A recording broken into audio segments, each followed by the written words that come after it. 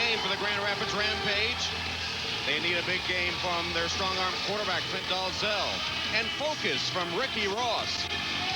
Dallas faces the same urgency with sack leader Tom Briggs and Jamie Lover, who replaces the injured Doug Lytle at center.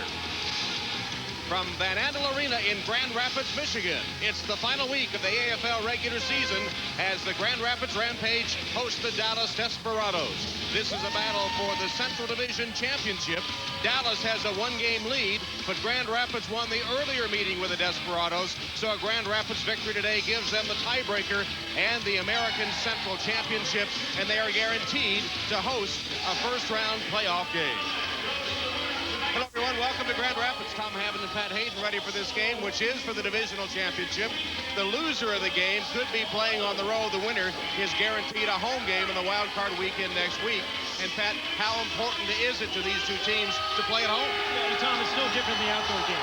There's definitely a home field advantage. And I think this place here in Grand Rapids is one of the more difficult places to play. You talk to players around the league.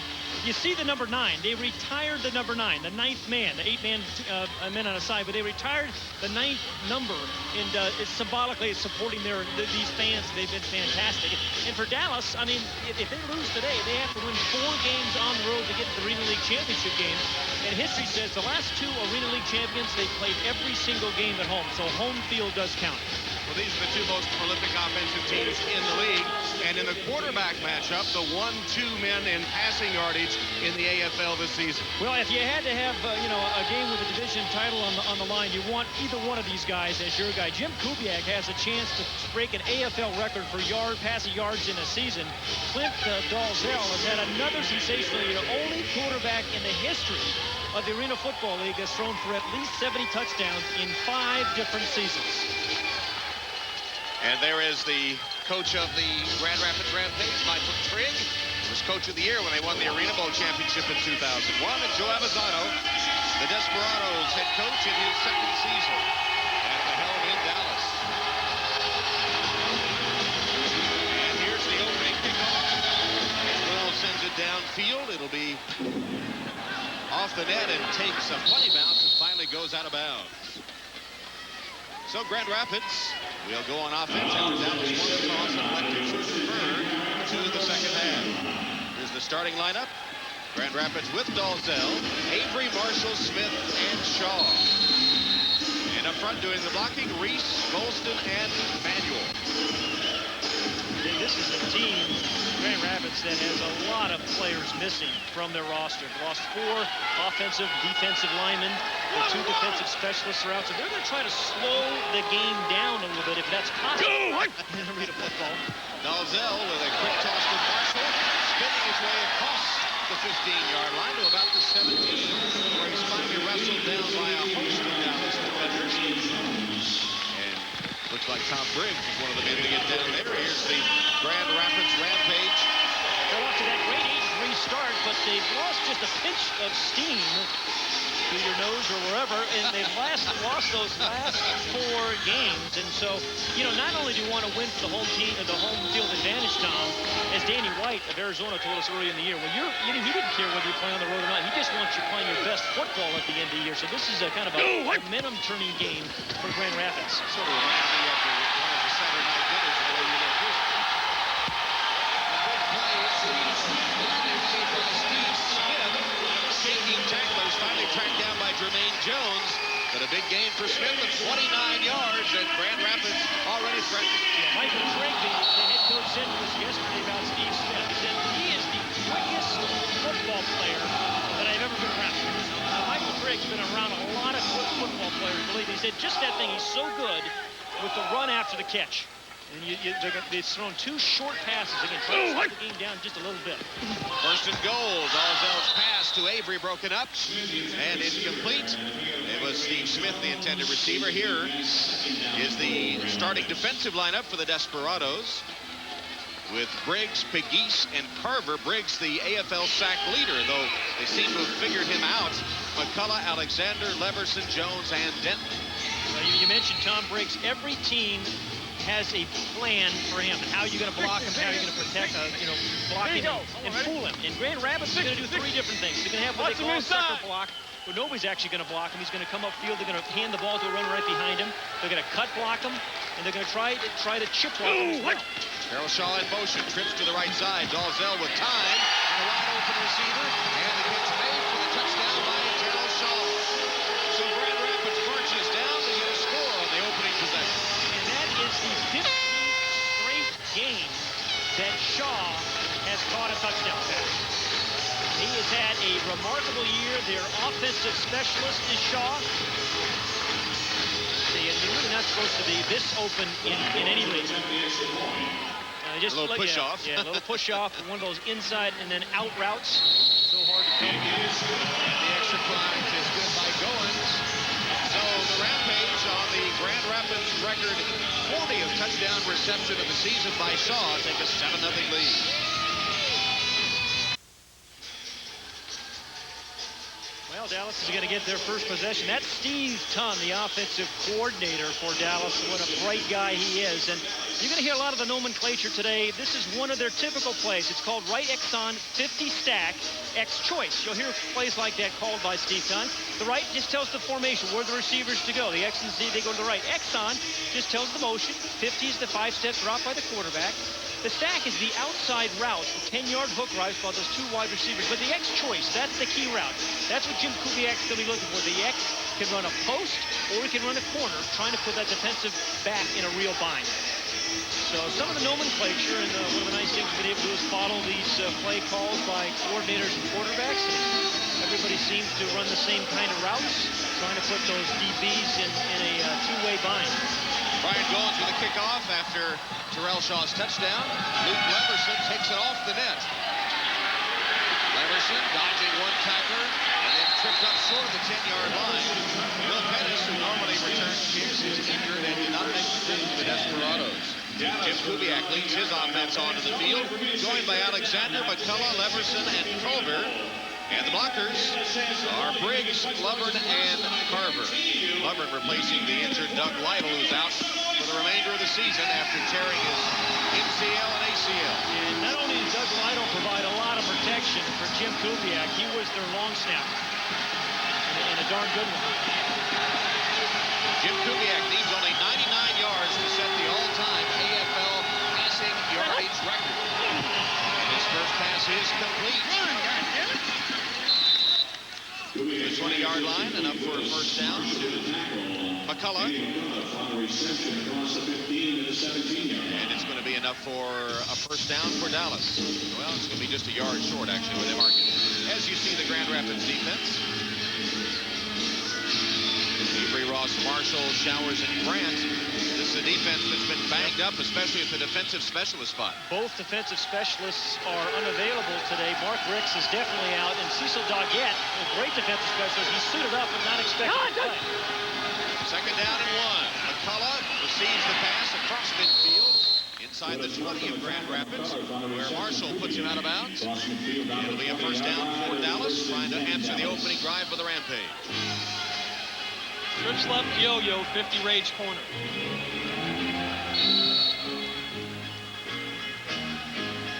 Kubiak wearing the number 12 of his idol, Roger Staubach, and his Grand Rapids Rampage counterpart, Cliff Dalzell, also an admirer of Roger Staubach. Kubiak with plenty of protection on first down and a wide open receiver. It's Burks to the 10-yard line, tackled there by Grant. Tom, you mentioned Dalzell being a Roger Staubach fan. Even though he wears 13, he actually wore 12 all through grammar school, all through high school. When he got to East Texas State, 12 was taken, so he got lucky 13. But he indeed made the most of it. But he said, when we talked to him yesterday, Dalzell, he said, you know, every time I turned on a Cowboy game, Roger Staubach was 7 points behind him with 2 minutes left, and he always brought his team back from behind to win. And you're forced into that situation in the arena game more than the outdoor game. You always have to bring your team from behind at the end. Continues to wear 13 to show it's not unlucky. That pass batted down at the line of scrimmage. I think Grant might have deflected it, or Manuel was there too, as Kubiak had his pass deflected at the line of scrimmage. You watch these guys. I think all three of these big guys get their arms up. Good outside rush.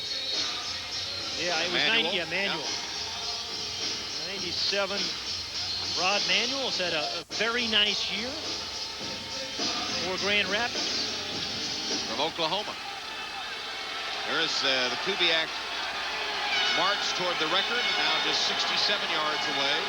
McCall in motion. Kubiak thought about it and then threw it away. Coverage was too tight on Culver. Remember, we talked to Jim Kubiak yesterday, and he has turned the ball over a lot the last 4 games. And one of the things he said to us is, I just have to be more judicious with my throws down here in this part of the end zone. He's thrown 4 interceptions in the end zone over the last 5 weeks. So he says, hey, I've got to know what down it is on second down. He said, I'm going to throw it in the stands, and that's exactly what he did right there. Ricky Simpkins got a hit on him, too, as he released the football. And that brings up a 3rd down and 10 for the Desperados, trailing 7-0. Culver in motion. Kubiak looks for him, passing for the touchdown. Shannon Culver with a touchdown catch from Jim Kubiak. Yeah, Shannon Culver, their offensive specialist. When they call plays, he's the Y receiver. And he started out the season as the starting offensive specialist. And then they kind of changed it and had Diallo Brooks. He's number 5. Just a little corner route. He sees the inside coverage by Marshall. Knows he's going to break outside. It's one of those choice routes, Tom, where you go to the post or the corner. Saw the inside coverage and went to the corner for an easy touchdown. Former Oklahoma State Cowboy. That's his 8th touchdown reception of the season. Jason Wells for the extra point to tie. And he has it. Well, so much for slowing this game down. Remember that? Opening possession. Culver on the touchdown catch from Kubiak.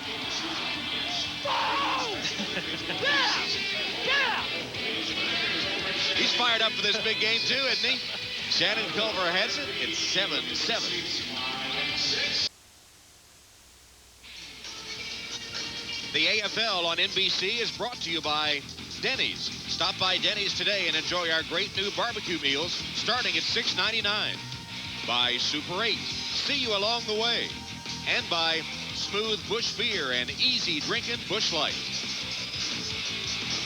7-7 game in a battle for the Central Division title. Jim Kubiak matching Clint Dalzell's touchdown pass. And with 7:11 left in the first quarter, we're tied. And the kickoff about to come as Marshall awaits it. Kubiak now with 90 touchdown passes on the year. Just incredible. That was not unusual for you, was it? Well, you know, if you count warm-ups. Kind of took a double clutch bounce. There's a flag down as Marshall was hit. By the time the ball got down to him, the special teams men were already there. Tucker was the first to arrive for Dallas. Let's check the penalty, first of the game.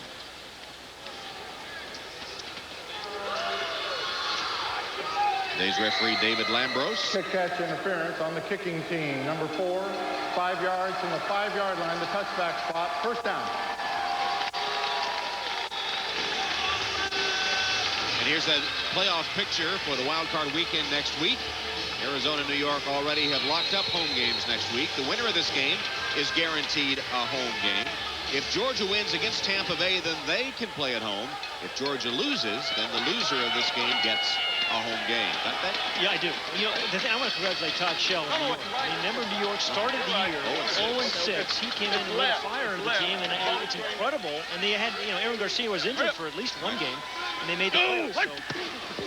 Smith in motion, then a quick toss as Smith blocks for Shaw. He takes tacklers with him across the first down marker. Dalzell on that first drive, Pat hit 3 of 4 and completed a pass to each of the team's top 3 receivers, Marshall, Smith, and then the touchdown pass to Shaw, spreading the ball around. You know, I think the most difficult thing about playing quarterback in the indoor game or the outdoor game is being consistent. And what Clint Dalzell has done has just been phenomenal in his 8 years. We talked about at the very top of the broadcast, only quarterback in AFL history to have thrown at least 70 touchdown passes in 5 different seasons. This remarkable accuracy, tough guy. His quarterback calls him, his coach calls him Texas tough. There you go. Right, a running play to McDonald, and he's twisted down immediately at the line of scrimmage. You see Dalzell going over to the sideline to talk to the offensive coordinator, Sparky McEwen. But now you see him. But he really calls his own plays. Only he and Aaron Garcia call their own plays in this league. Now he checks in with McEwen about coverage and about pass rush, but Dalzell calls his own. Second down and a millimeter. Sure. Good eyes. Dalzell's pass got more than a millimeter to Shaw. Wrapped up at the 20-yard line, but he makes the catch. Terrell Shaw it has to be a guy that loves this league, Tom. In his fourth year out of Southern Mississippi. At Southern Mississippi in 4 years, he caught 1 touchdown pass. Last game of his senior year. He's caught 40 this year already, with at least 1 playoff game remaining. From Jackson, Mississippi, graduated from Southern Miss with a business degree. Doing the business on this Dallas defense. Giving Dallas the business so far with a touchdown reception already. Smith in motion. Dalzell lofts it for him for the end zone. Broken up. Nice defensive play made by Burks. And Denton to knock the ball away. It was Denton that batted it down, I think. Let's go down to Lewis Johnson. All right, Tom, thanks a lot. Well, I talked to Steve Dunn, who is Dallas's offensive coordinator. You know, he coached Dalzell in Houston years ago, and I asked him, what do you remember coaching about this guy? And he said, you know, Dalzell was a guy that in a goal line situation, he'd come over for a play, you'd call a run, and Dalzell would just stand there and wait for the head coach to change the play. He was a guy that wanted to pass. He would score when he needed to. Dalzell, he said, is the most competitive football player he has ever been around, including Jim Kubiak, I asked. Tun said yes. Even though Kubiak is very competitive, nobody wanted to win as much as Dalzell did. Football, cards, didn't matter what it was, Tom. That pass from Clint was off the hands of Shaw and incomplete. It's going to be 3rd down for Grand Rapids. You know, I found most quarterbacks in this league, most quarterbacks in general, are very, very competitive people. I mean, you talked to Jake Rudin in Orlando a bunch of times this year. I don't know of too many more competitive guys than Jake. Good example. Lewis would appreciate the fact that Dalzell was quite a track athlete as well in his collegiate days. Well, in college, he high jumped 6'10", and he still holds the East Texas State record for the javelin, which he didn't even take up until he was watching a practice. And the coach said, the track coach said, hey, you're a quarterback. Why don't you try throwing the javelin? Threw it a couple times, set a record that still stands. He's on the golf team, too, at East Texas. 3 handicap. Dalzell drills it, and it's complete. He had some mustard on that one to Shaw. Shaw was surrounded by 3 defenders, it appeared, and Dalzell put it in there on a laser. Jermaine Jones finally got Shaw down. Sometimes you have to drill it, sometimes you have to loft it, and Dalzell can do both of those things.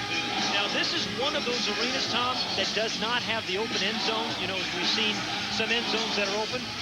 You just talked about this rifle shot here. But this, it's so hard to...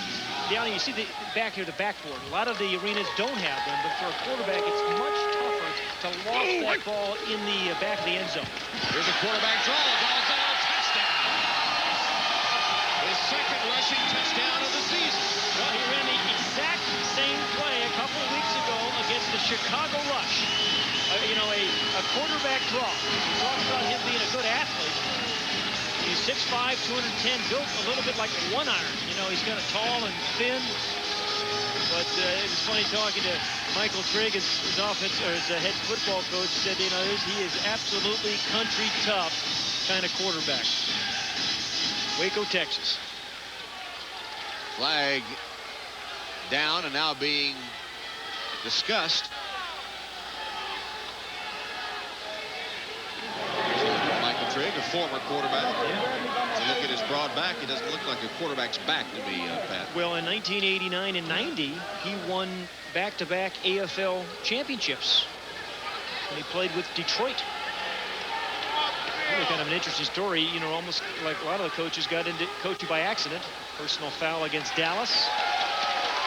He was really on going to go get an MBA, Michael Trigg, and then go into healthcare. He was interning at a hospital after he graduated and got a free agent. After the play was over, personal foul. Number 38, Dallas. That penalty is declined. Touchdown is good. Try. But a free agent tryout with the Minnesota Vikings was cut after a couple of weeks. Kind of resented the fact they brought this guy back off of IR by the name of Rich Gannon. And then he played a couple of years and get head coach and general manager at age 27. So he's been a head coach here for 10 years. While Gannon may play forever. Yeah, you're right. Extra point is good. Joe Avazano and the Desperados find themselves trailing here. Seal blocks. Dalzell uses them perfectly and scampers into the end zone. He can have some fun, too. I haven't been that happy for a long time. Stick with me.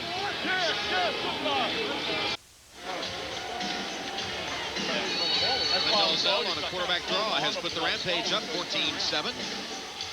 Now Brian Goins is set to kick to Shondell Tucker, who is deep for Dallas.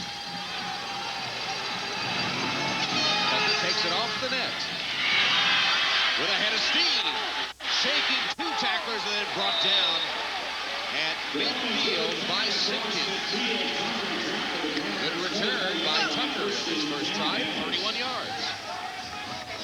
Well, tonight on NBC, ripped from the headlines, the 2-hour season finale of Law & Order Criminal Intent. Won't want to miss this intense episode. Season finale, Law & Order Criminal Intent, tonight at 9, 8 Central on NBC. Who also got a piece of that tackle was the kicker Brian Goins. Yeah. We said so many times, kickers in this league better be good tacklers because you're going to be forced to make something. Shannon Culver is the motion. First down pass from Kubiak. Looking for Culver. Culver shooting it. Nice coverage that time by number 2, Shea Showers. Showers in for Cecil Doggett. Showers. It'll be second down. Dallas fans don't wait for us to get the third down. To make some noise every time Dallas has the ball. Let's make some noise. 6 years in the league and intercepted a Jim Kubiak pass in the end zone in the very first meeting earlier in the year when he really kind of baited Jim and forced him into an interception. Shea was on a national championship team in Florida. Kubiak has Burks wide open. He dives inside the 15-yard line. Close to the first down marker for Dallas. And that play is going to bring the first quarter to a close. So at the end of one in Grand Rapids, the Rampage leading the Dallas Desperados in the Central Division Showdown by 14-7. And we'll be back to Grand Rapids after these messages from your local station. You're watching the AFL on NBC.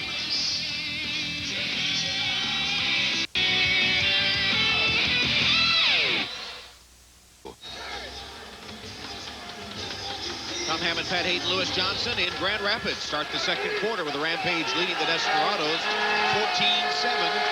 The Dallas marching with a first down inside the 15-yard line of the Rampage. Shannon Culver in motion. Jim Kubiak standing in the pocket, finally throws it away as the coverage was good and the protection was breaking down. And that man has a souvenir. That's great coverage. Because he had a lot of time. Oh, no, yeah, by him too. Good hands by him. Left wax. 32 sales.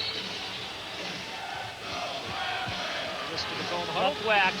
32 sales. Z delay on two. Ready? 32? Yeah, 32 on two. Z delay. Z is right on the left part of the screen. Anthony McCullough, right down here. This is Z delay. Corner up top.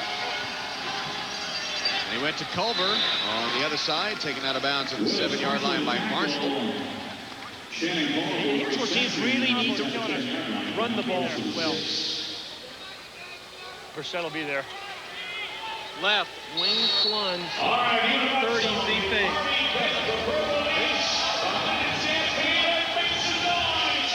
Whoa! Wing plunge. 30 Z-fade on one. On right. Z fade again. That's the last part of hers. Andy McCullough is their Z receiver. Big, tall receiver down here. He's just going to run a fade route. Your yo-yo motion. Look for him all the way. Flag down. Pass broken up. Good coverage by Showers. Penalty marker down. Yeah, he actually didn't run a fade. He came back and ran a slant inside. Now, did he misunderstand, or was it an option route? Might be an option route. If the corner's off, oftentimes you'll run the slant. If he's illegal formation. Defense. Number 1 linebacker moving forward at the snap. Half the distance to the goal. Repeat the down. Correction. First down. It's Robert Smith, the defensive coordinator for the Rampage. Played and coached under Eddie Robinson at Grambling. What a career Eddie Robinson had. Legendary. Incredible. All-time great. And a wonderful gentleman. First and goal now for the Desperados. There at the 3-yard line of the Rampage. Burks in motion. And a handoff is to Alexander. Patrice Alexander into the end zone, but a flag is down. Penalty marker came in just about the time that Alexander crossed the goal line. And number 97. 10 yards from the previous spot. Repeat the down. First down. Jamie Lovern guilty of the hold to nullify the touchdown run by Alexander. Well, you mentioned Jamie Lovern replacing Doug Lytle. Right down here. Right there to see. There was, excuse me, 97. There's the hold. Yeah, there. Got his right hand in there, and then the takedown. But Patrice Alexander, I'll tell you, 250 pounds of gristle. I mean, that guy has no fat on him. Scored 7 rushing touchdowns this year for the Desperados already. He's lined up right behind Kubiak. But a passing down now. Kubiak. Now the flag is down. Pass complete to Comer over on the sideline.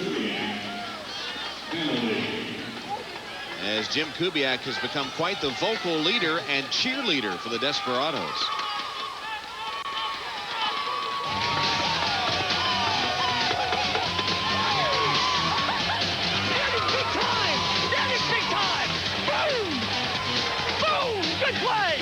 Great catch, Jimmy. Great catch. Way to block it up. Great adjustment. Great adjustment. Great adjustment. Great call, Steve. Great call. Great call. He congratulated everyone but you. He hasn't met a fan or a coach that he doesn't like. 7 of 11 closing in. He needed 99 yards to set the all-time record. I think he has a pretty good chance of getting it today. But, you know, we found, Tom, most of the players in this league are just, they love playing it. They play it enthusiastically. And he's just one good example of it. The Rampage are going to have to put a little bit more pressure on Kubiak, though. He has had way too much time to throw the ball. Ball at the 8-yard line of Grand Rapids. First and goal for Dallas. Kubiak throws it away as the pressure finally comes. And another flag. And while we sort it out, we'll send you to Al Troutwig at our studios in New York for an update. Al?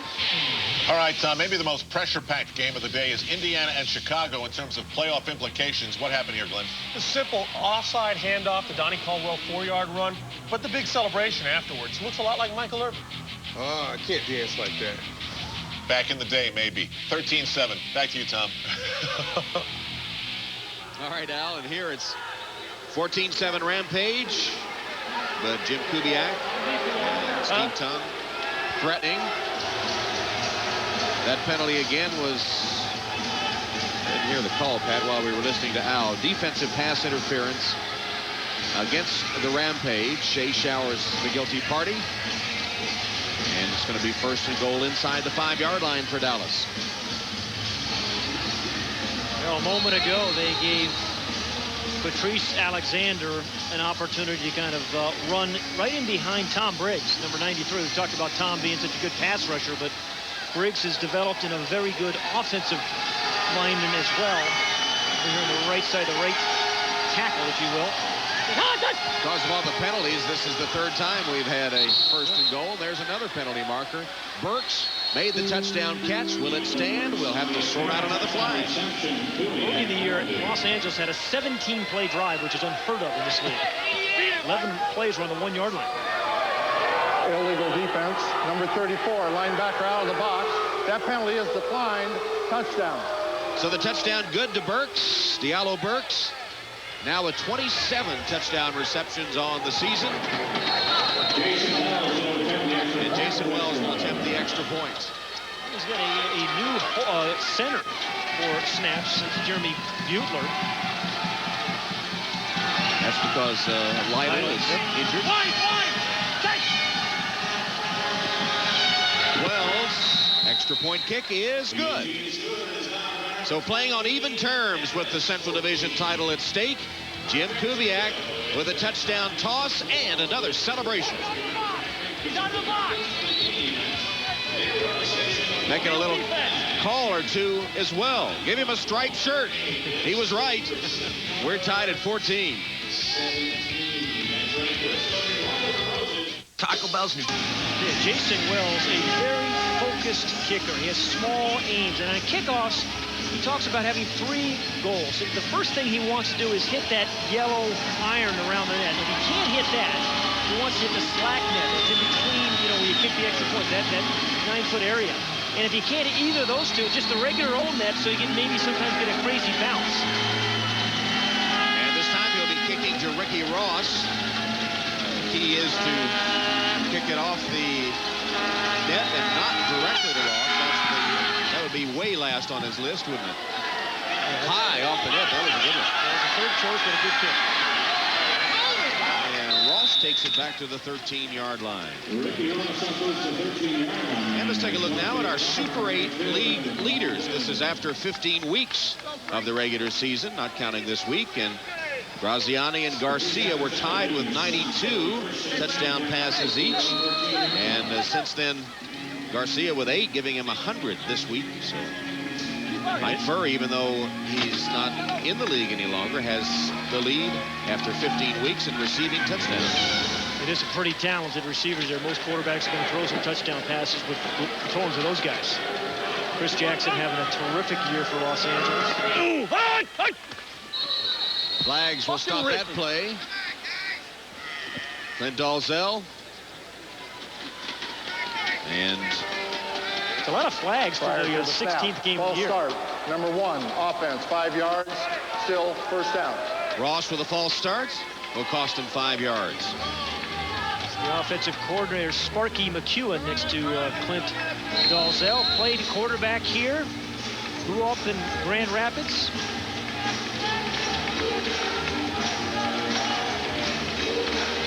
Coaches a high school football team here in the offseason. One of the top teams in the state of Michigan. Oh, what a legend here in Grand Rapids, actually. Dalzell's pass nearly intercepted. Washington was the intended receiver. Jermaine Jones broke on the ball. Was unable to hold it, but broke it up. Jermaine Jones, number 24. You talk about defensive backs getting a jump on it. And that ball may have been tipped just a little bit. But Jermaine Jones, since he came in, about 5 or 6 weeks ago, when we've seen him, he's had a terrific second half of the season. In fact, leads the team in tackles now. And has just been a terrific player at 5'9". He plays much bigger than that. If that ball hadn't been tipped, had been a little higher, he might have picked it off for a touchdown. How big does he play? Dalzell's playing big. He's got another touchdown to Marshall. That's one of those, long throws and rolls. Sometimes you see the short ones. That was another drill shot by Clint Dalzell. 42 yards to to Marshall. Ricky Ross congratulating Willis Marshall. Well, Marshall in the first game against Joe Alizano's Dallas Desperado team caught 11 passes. And again, this was a perfectly thrown ball. Good read, too, by Dalzell. Saw him early, got the ball to him quickly. And just the proper angle for the safety to go over and make a play. Luke Leverson was chasing him all the way. Futilely chasing him as Marshall scores. The extra point by Goins is good. And the Rampage again retake the lead. They're up 24-14 on Dallas. Well, we went out here, man. Make them earn everything they get. Just relax and play football. Make them earn everything. Too many mental errors on our part. Now just relax. We're in it. Things are good. We're up 7. Take a chance here and there. Get a stop. Get this thing done, man. Do it. Central. Yeah. Let's go spread switch, avoid right.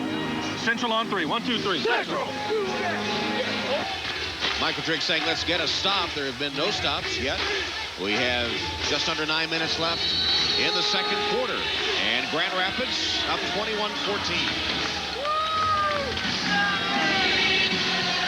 Goins with a kickoff. Leverson into the slack net. And that'll be a touchback. They'll take it out to the 5-yard line.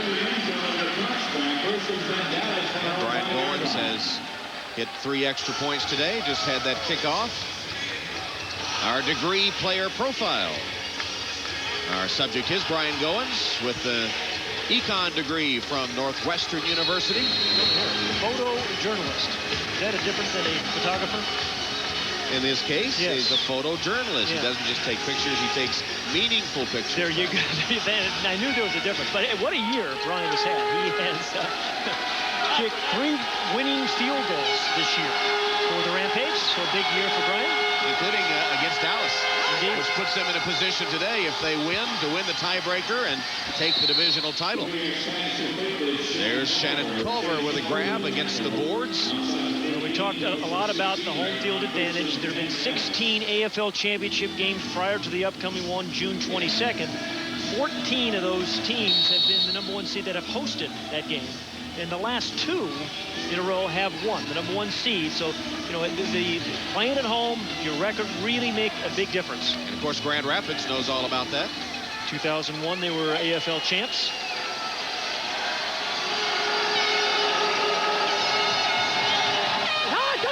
McCullough's in motion.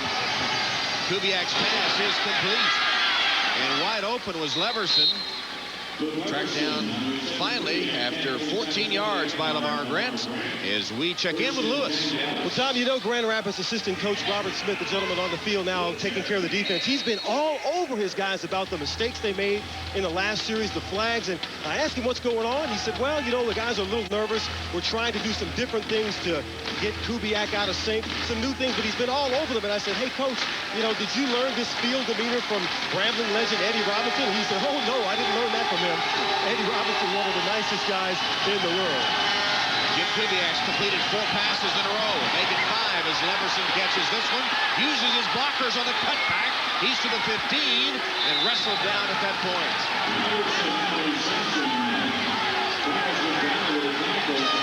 Leverson, after making the catch, had some yards after and nearly broke it. Luke Leverson has actually been one of a good role player for the Desperados. Look how Tim Martin was open there as well. But Luke Leverson, you know, doesn't start, doesn't play every down, obviously, but when he gets his opportunities, he seems to make the most of them.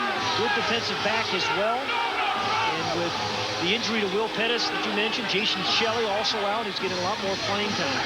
Returning kicks also. Travis McDonald saved the touchdown for the Grand Rapids defense. And we've had a timeout taken. 5 in a row for Jim Kubiak.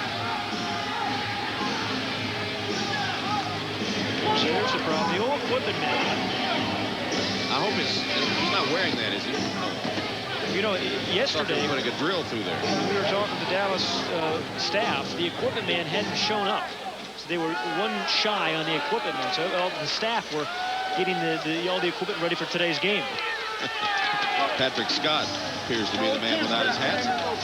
Which gives us a chance to remind you that in 2 weeks, Saturday, May 31st, the French Open returns to NBC. World's top players taking on the famed red clay at Roland Garros, including defending champion Serena Williams. That's the French Open. Coverage begins in 2 weeks, Saturday, May 31st, here on NBC. My mother will watch every serve of it. 82 years old, and for some reason she absolutely loves tennis. Kubiak to McCullough. Taken out of bounds inside the 5-yard line. It's going to be a 1st and goal for the Desperados. We really have a situation with Grand Rapids, although they lead by 7 points here, really has not figured out a way to get much pressure on Jim Kubiak. He is not getting hit much, and some of it's protection, but they're just not being able to, linebackers or defensive linemen are not shaking their blocks and giving, he's not even getting hit. And with that last completion, he has set the all-time single-season AFL passing yardage record, passing Aaron Garcia.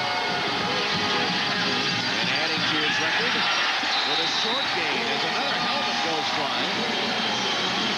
Ben Huff's helmet. There's Ben retrieving it.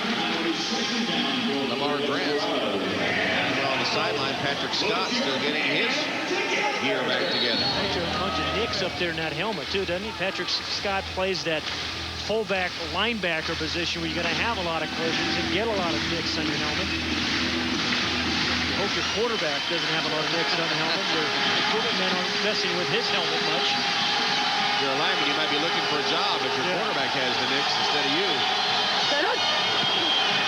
Kubiak nearly missed the handoff. Butler. And a penalty markers on the play. Well, what a league. Jeremy Butler's been long snapping today. He's played some fullback. He's played some linebacker. He's played some offensive line. You have to be versatile, and indeed he is. Prior to the snap, false start, offense, number 96. 5 yards, still second down. Tim Martin with a false start. He may have had the penalty, Tim Martin, but Tim Martin has had a great year for the Desperados. We talk so much about the other end, Tom Briggs, but in his own right, Tim Martin, 4 sacks. He blocked a couple of kicks. Remember the LA Avenger game we saw a few weeks ago? At the end of the game, he sacked Graziani, forced a fumble, and then blocked what would have been the winning field goal by Randy Hamilton of Los Angeles. Great year. Kubiak's 12 of 16. 4 different receivers have 3 catches each. Kubiak, that was nearly intercepted. I don't know. It was. Was it intercepted? Yeah, wow. And you know, that's Shea Showers. Yeah, he victimizes Kubiak again, huh? Same thing in the first game. He victimized right in the end zone. In the end zone did the exact same thing. Kind of baited Kubiak in game 1. I think he did it again. And that is, I believe, the 6th interception Jim Kubiak has thrown in the end zone. It never touches the ground. Wow. Wow. That is kind of fun. Look at that. I thought it hit the ground right here, but it did not. And then he keeps it alive with his feet. Do you think he played soccer when he was young? He should have. Would have been a pretty good one. First stop of the game. Rampage up 21-14. There's the ball. You're going to watch this interception again. What a wonderful play by Shea Showers, number 2. Fully extended. Remember, this is a defensive specialist. His elbows hit the ground, keep the ball away from the turf. Then a little snow cone, and then he keeps it alive with first his left wrist, then his left knee, and then both his feet. I mean, that's a heck of a play. Second interception of a Jim Kubiak pass in the end zone this year. Kubiak had hit 7 straight before then, and we're told by Lewis that Leverson apparently ran the wrong route. There wasn't any receiver close to where Kubiak threw it.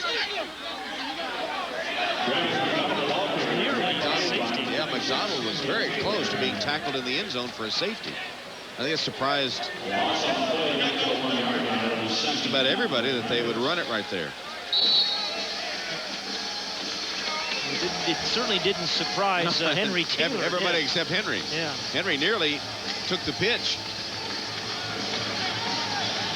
So mark the ball just at the 1-yard line now. 4-yard loss on first down. Dalzell sort of sidearms it complete to Shaw. And Shaw caught by the shoe tops by Leverson short of the 15-yard line. And since this is the final regular season game, Pat, it's time to start thinking about league honors. Well, you know, I think the Iron Man Award, which is for the best two-way player, and these are ours. I mean, the league votes on them, coaches vote on them, fans vote on them. But I think Barry Wagner of San Jose has had an unbelievable year again. He's done everything. Darrell Hammond, we saw him with those 2 interceptions, returned for touchdowns in one game. And then Lawrence Samuels, the 3.5 sacks he's had, the interceptions, played well offensively. I think it's a pretty cool award to get the Iron Man Award. Greg Hopkins is the defending holder of the award. Dalzell hangs it up for Shaw. The ball finally gets there at about the 5-yard line. It's good for a 30-yard gain. Well, that is a good throw by Clint, but if he would have put a little mustard on, a little more, as we've seen him do, it's a touchdown.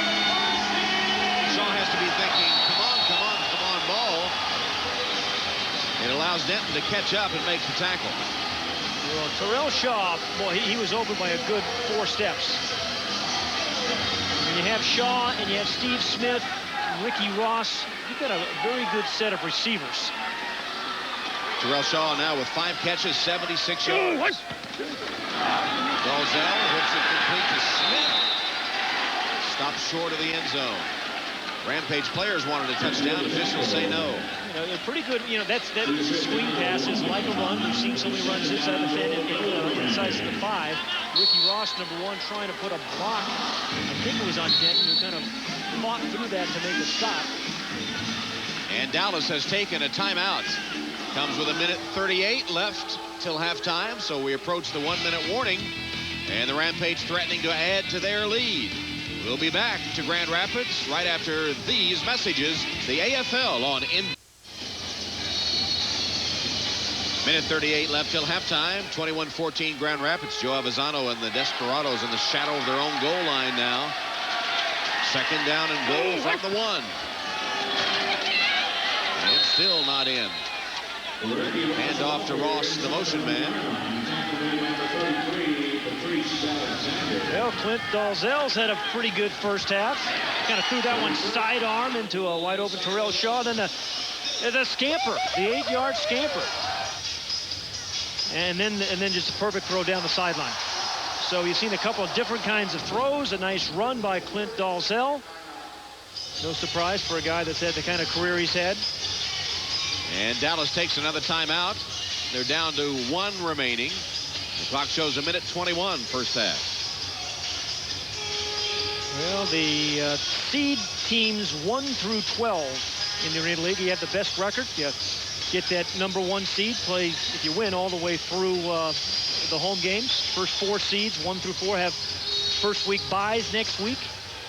So that 5th seed that Dallas Look where he's at. Look where he's at. That home game is awfully important, as we've talked about. Winner of this game gets to play at home next week. And touchdown on the run again by Ross.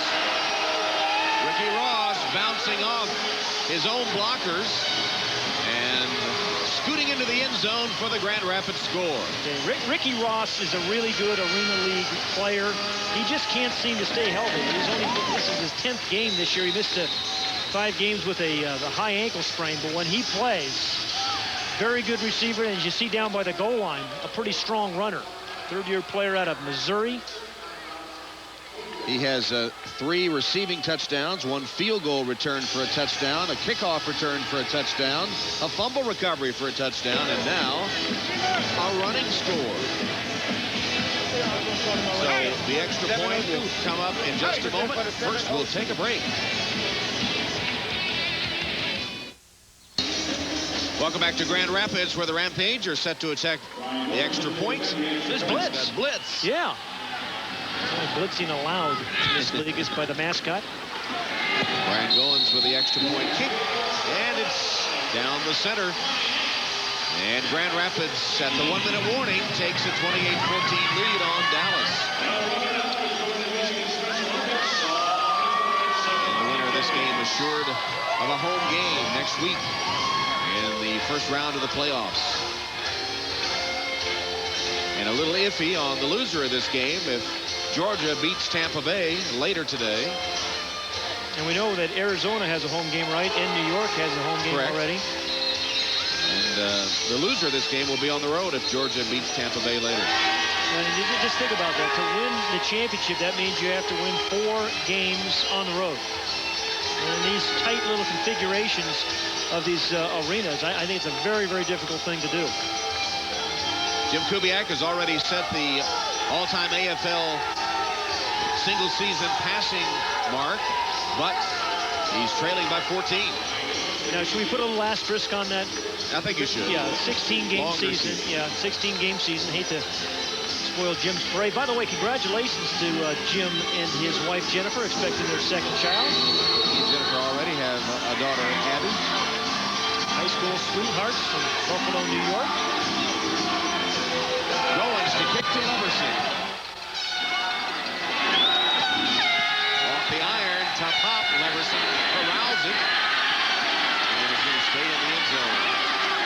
Touchback, flag down. You must attempt to bring it out of the end zone. Maybe that's what the penalty is about.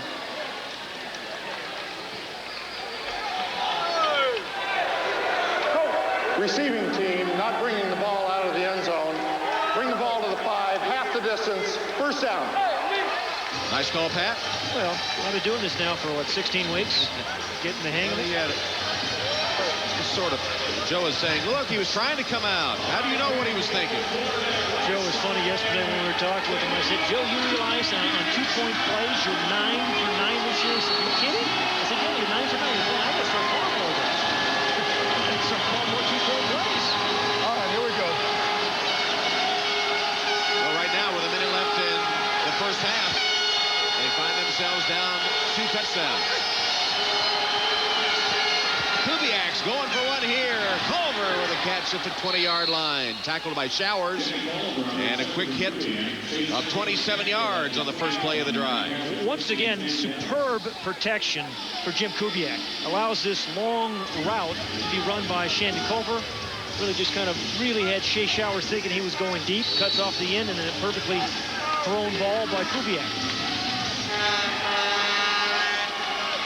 First down, 20-yard line of Grand Rapids. Kubiak again with protection. Culver catches it and then is covered just inside the 15 where he fell down by Showers again. It didn't get out of bounds, though. The clock continues to run. Do they call a time? Timeout is taken. Stops the clock with 41 seconds. Grand Rapids takes the timeout. Dallas, of course, hoping to score with no time left. Grand Rapids stops the clock. 41 seconds left in the half.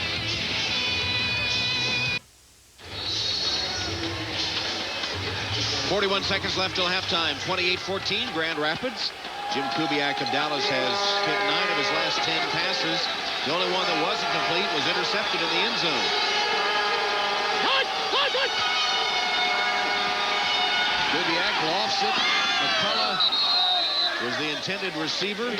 That was good luck. Showers was there with him. And Tom, one of the few times Jim Kubiak's been hassled, and that was by Travis McDonald.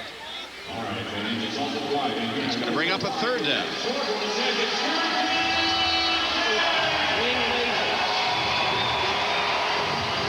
Rage left, wide loop, wing laser, on one, ready. Wing. Wide loop is his offensive specialist, Shannon Culver. He's going to go in motion. He's going to be the guy that first read for Kubiak. And a screen pass complete to Burks. Didn't get much. And he does get out of bounds to stop the clock with 32 seconds. Remember what the Rampage are hoping for, those coveted back-to-back possessions. Trips right, zoom in. 32, sail, slip, see sail.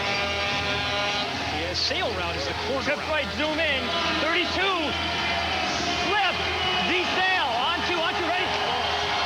140 yards by Kubiak, enables him to set the single season record. Z is again the guy in motion, McCullough here. And it's Burks that makes the catch at about the 7-yard line. Blasted out of bounds there by Showers. But got the first down. That was a fourth down play, and he got the first. First and goal for Dallas. Clock at 28 seconds. Raid, trip. Trips left. Yeah. Trips left. Zoom in. 50, slip, switch. On two, ready. Slip, I believe that's a screen, which would be like a running play. Akron. There are the trips left, as you see. 3 receivers to the left side. McCullough in motion. Kubiak, touchdown. Catch made by Culver. Shannon Culver's second touchdown catch of the game. Shannon Culver has come back as the featured offensive specialist and had a very nice first half. So Dallas scores with 22 seconds remaining.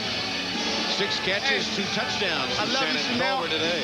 Grandmama, grandpapa, everybody in my hometown, Bob. Well, you know, for the Rampage, though, they're going to have plenty of time to score and then get the second half possession.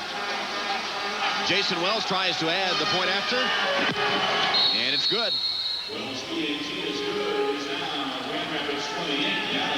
Shannon Culver with his second catch from Kubiak for a score. just kind of lofted over it. That's a touchdown! Nice job, Skinny. Great job. Now Skinny's the nickname of Culver. Great job. Way to hang in there. Way to hang in there. One enthusiastic quarterback and a pretty doggone good one as well. Hell, they let your daddy get down, do something out here, down and dirty. All the way out here in Texas. Well, the only stop in the first half was the Grand Rapids interception of Kubiak in the end zone. That's the difference in the game right now with 22 seconds left. And Kubiak's hoping his defense can come up with a stop. And I think Mike Trigg has sent in to return the kick, number 84, Steve Smith, who's returned 3 kickoffs for touchdowns this year. I was talking to Michael Trigg yesterday saying if we had Steve Smith return every kickoff, he'd lead the league. He's that good, that quick. But he said he's such a small guy, I have to pace him. I worry about him getting injured. He said he's a phenomenal kickoff returner. There is Smith in his spot to await the kick by Jason Wells.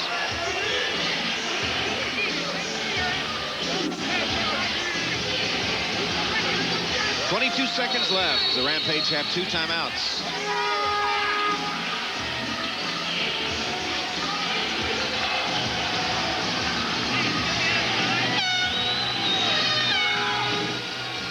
Kick by Wells. Sails under the slack net. I guess that's how it got all the way out of the end zone. That good kick by Jason Wells. No return for Smith.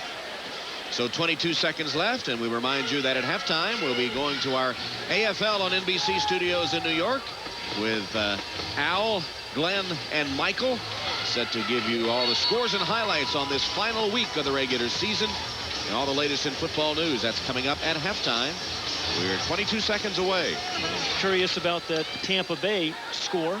A lot riding in that game, the Georgia-Tampa Bay game. Well, then at halftime, don't sprint off like you usually do and stay and listen up.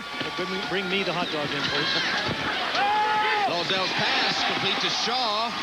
Well, should have gotten out of bounds there. Did not. Jermaine Jones with a sure tackle.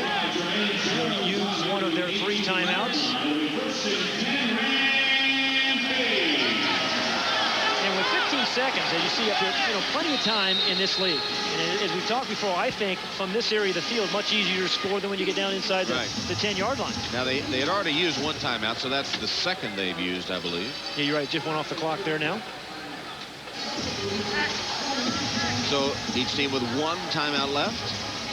15 seconds on the clock. We want to go ahead and move into a situation where BG is going to knock one down.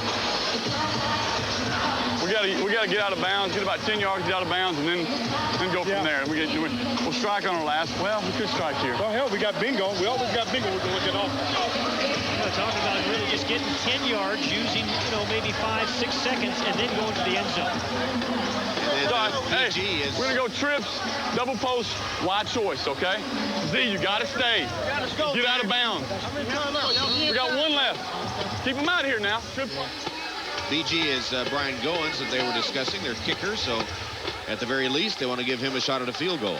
And Y is who has a choice route is Terrell Shaw, their offensive specialist, number 15. So he's got a 2-way route. He's man right here. Dalzell for Shaw. Couldn't quite get it just off his fingertips, defended by Jones. Yeah, Shaw just takes 1 more step on the post route before he breaks out to the corner. He gives the quarterback a little bit more room to make this throw. But Dalzell had the route he wanted. The Z choice, or the white choice, either in the post or the corner. The post was taken away. Indeed, he runs the corner.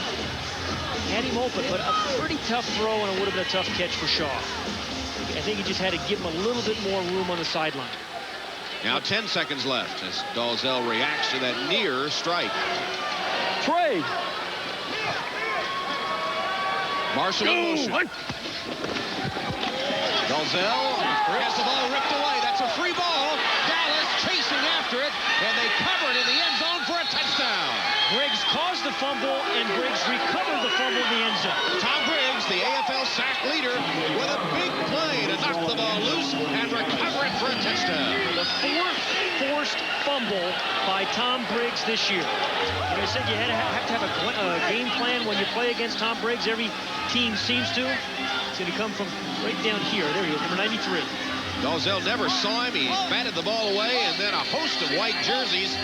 And Briggs is first to fall on it for the touchdown on the last play of the first half. Now the extra point. He gets to block for it. But what a smart play by Tom Briggs, too, Tom. He knew he wasn't going to get the sack, but he could reach for the ball, kind of stripped, the tomahawk chop, stripped the ball, and then hustled to the end zone after he was on the ground to make the recovery. What a nice play. Man. Big Louis White! Huge play on the final play of the half, and now Wells with the extra point to tie it. They actually put 2 seconds back on the clock, I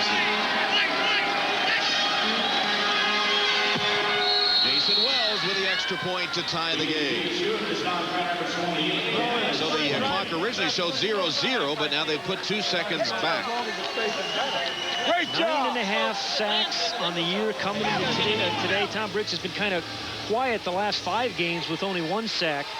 But right on the corner, he gets by Albert Reese, and then the right arm. Reese pushes him past the quarterback, which is the thing you're supposed to do, with the long arm of Briggs, and then the hustle play. So you got a real effort play all the way around. Did you see how quickly Briggs got up to chase the football, and then outran Burks, the wide receiver, to get to it? I think he had to push Burks away. I caused the fumble. I'm going to score the TD.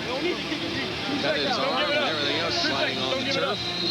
But he made a huge play just before halftime. Well, as you said, 9.5 sacks in the year, 7 hurries, 4 forced fumbles. Now scored a touchdown as a defensive player, and offense, he's got 4 catches and a touchdown as well. And look, now he's going to come down and cover the kick. You have to be in shape 16 weeks, so playing both ways, making plays like that. It's just incredible to me. The kind of shape these guys are in. Tom in his 7th season from West Virginia. Bad left elbow there. So Smith will get a chance to return with 2 seconds remaining in the showdown for the Central Division title. Briggs down here. They don't hide him. Very, very good cover guy. He's kicked too.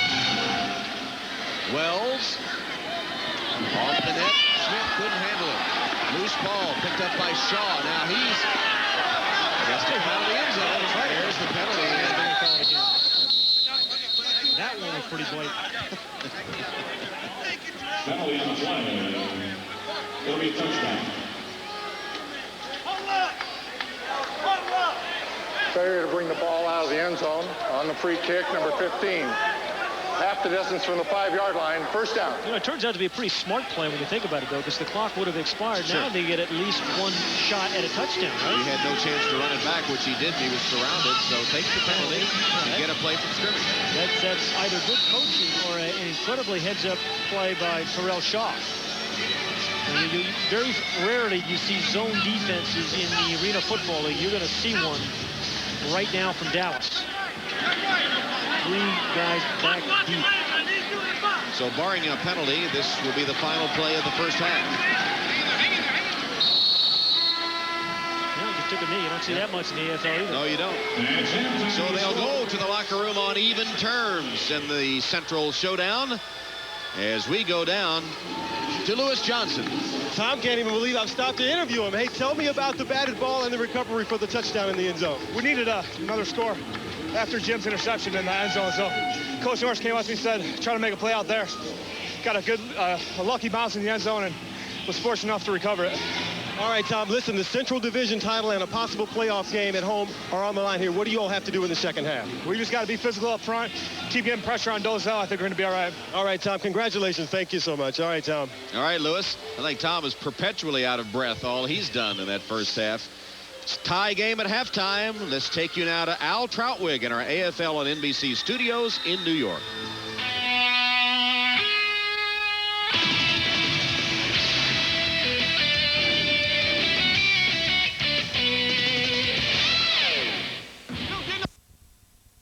There's a guy you better touch close to the line of scrimmage, otherwise he's going to score out of. Grand Rapids with Dallas and Grand Rapids tied at 28 in their battle for the Central Division Championship.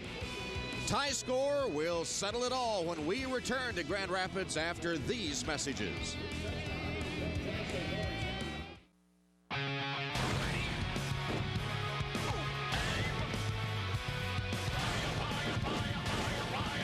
The Arena Football League playoffs are here. There is no tomorrow.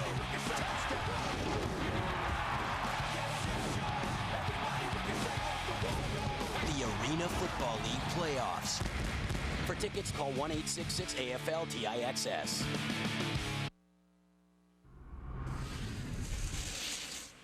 That's the first time all year.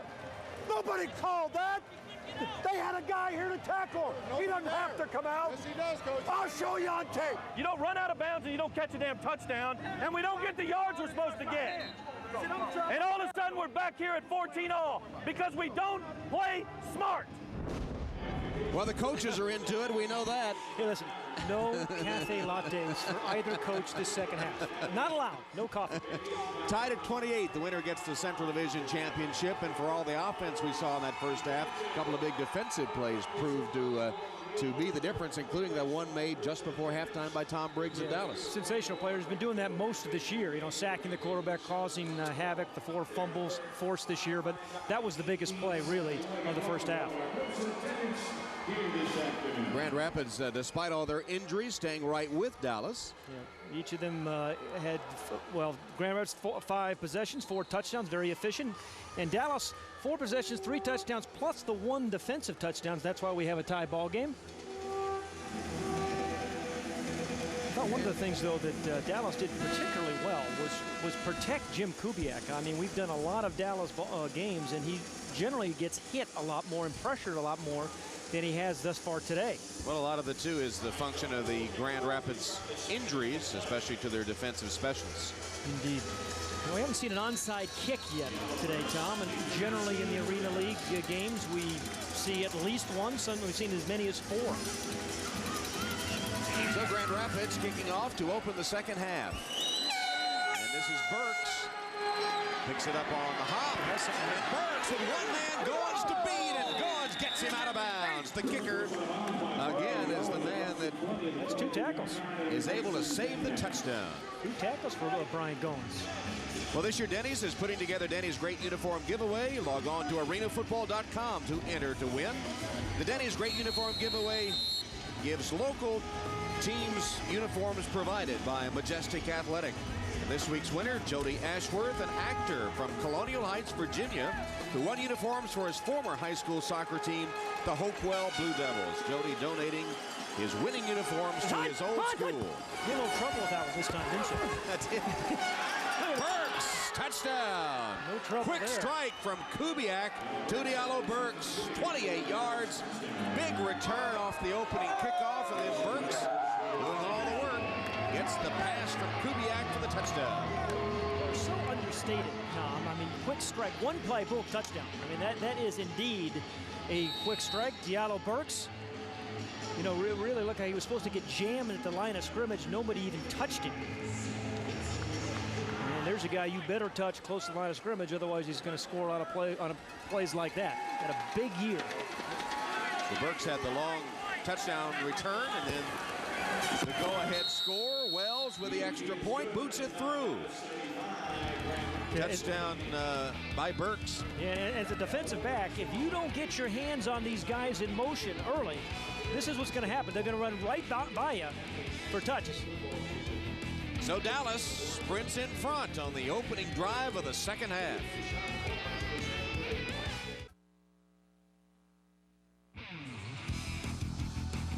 The AFL on NBC is brought to you by Wendy's Super Value Menu, the best 99 cents you can spend. By Lamisil AT, there's no better way to cure athlete's foot. And by ADT, America's residential and commercial security leader. Call 1-800-ADT-ASAP. With our producer Jim Bell, director John Gonzalez, Pat Hayden, Tom Hammond, Lewis Johnson, and Andel Arena, Grand Rapids, Michigan. Dallas and Grand Rapids meeting for the Central Division Championship. Jason Wells trying to find a secure spot there to put the ball down after Dallas has taken the lead. At one time they trailed 28-14. They've now scored 21 straight points to take their first lead of the game.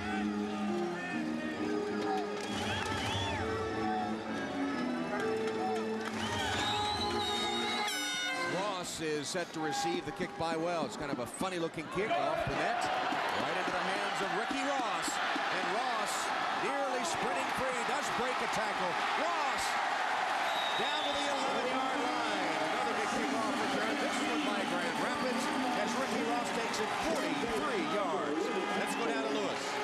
Well, Michael Trigg will be happy to see that, Tom, but coming out of the locker room, you could just see the frustration bleeding from his eyes, and he only had this to say: his team is not playing with intelligence. Receivers, not getting out of bounds at the proper time, not playing denied defense on the goal line. Stupid penalties, his words now. Trigg told me that it's the story of the last 4 weeks, but maybe there's a spark here. All right, so the big kickoff return worked for Dallas. I hate when frustration bleeds out of your eyes. It's not a good thing. Tip. That ball is tipped and incomplete. Guess whom? Tom Briggs. Good guess. This guy, he has that very, very quick first step. Michael Trigg earlier in the game was thinking maybe these guys are a little bit too far outside. You have to be lined up on the offensive lineman's shoulder. You have to catch a piece of that shoulder. When you get out that wide, you're going to make some sacks and some plays like the tip ball that he just made. We haven't really seen what Coach Triggs was saying yesterday. They're going to, sucker block him, which I mean they don't block him at all, and run the ball when he gets upfield that much. Just try to run right by him. Oh, what? Perfect time to do it. On second down, Shaw in motion. Dalzell completing the pass to Ross. Lifted down inside the 5-yard line by Tim Denton and Shondell Tucker. It'll be third down. It's going to bring up a third down for Grand Rapids. So I was just saying, if you're gonna run the ball past an up the field rusher like Tom Briggs, I mean, this is a good down. Briggs is thinking sack or fumble or making some sort of big play, and he gets upfield and you just hand the ball to the fullback and he went right past him.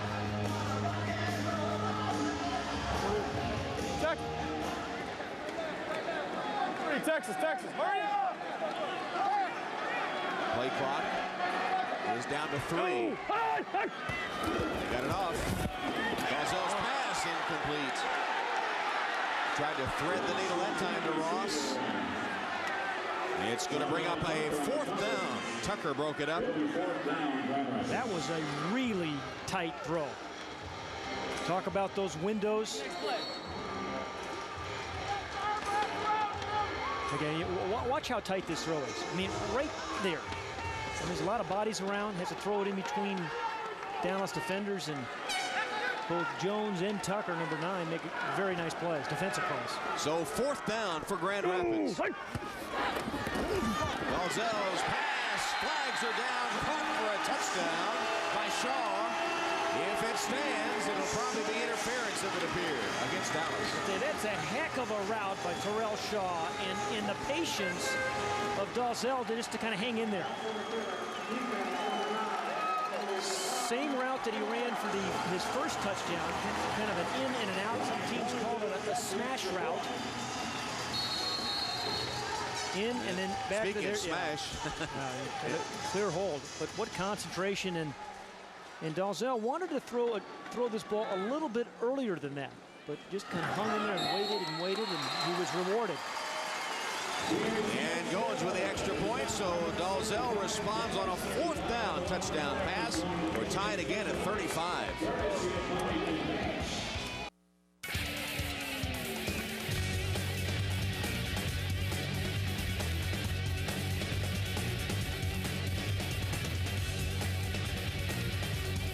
It's the drive to Arena Bowl 17.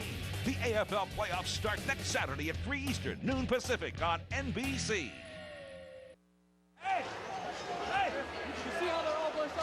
We're back in Grand Rapids, tied at 35.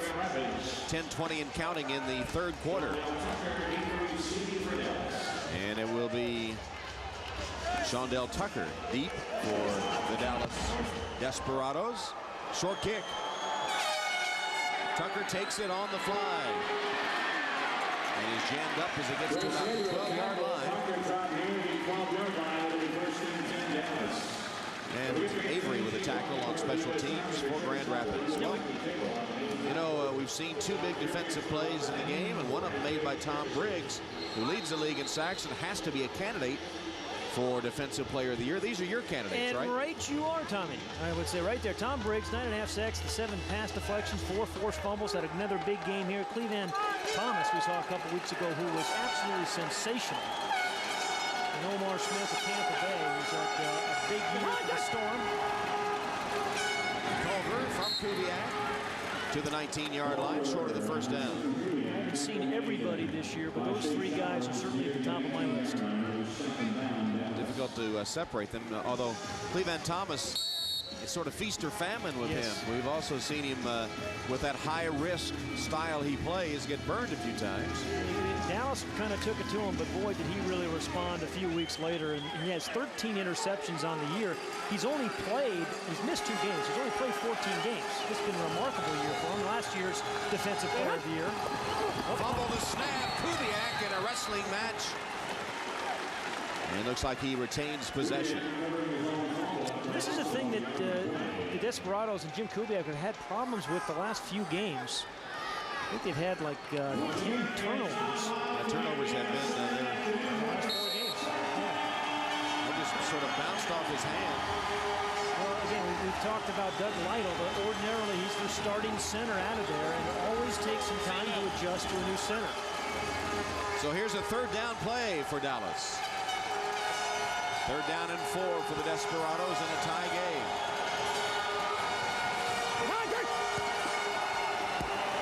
Kubiak with time, wide open, touchdown. It's Tucker with the touchdown catch. Shondell Tucker, number 9. A new addition to the Dallas Desperados this year. Played for Detroit a year ago, and Joe Alessandro said to us yesterday, hey, we had to get this guy on our team. Last year, he had 13 catches in 1 game against us. And he was part of that Andy Kelly trade. Remember when Dallas decided to trade Andy Kelly to Detroit? And part of that was Shondell Tucker coming back. Again, good protection. Butler there. And the defender just got caught up, fell down right there. And that's, even if he had been defended, I think that's a pretty good throw. 33-yard score. Jason Wells, the extra point is good. He's hold, too, by Jim Kubiak. See that? Well, they convert a 3rd down play. Tucker's first touchdown reception, the former Hawaii player.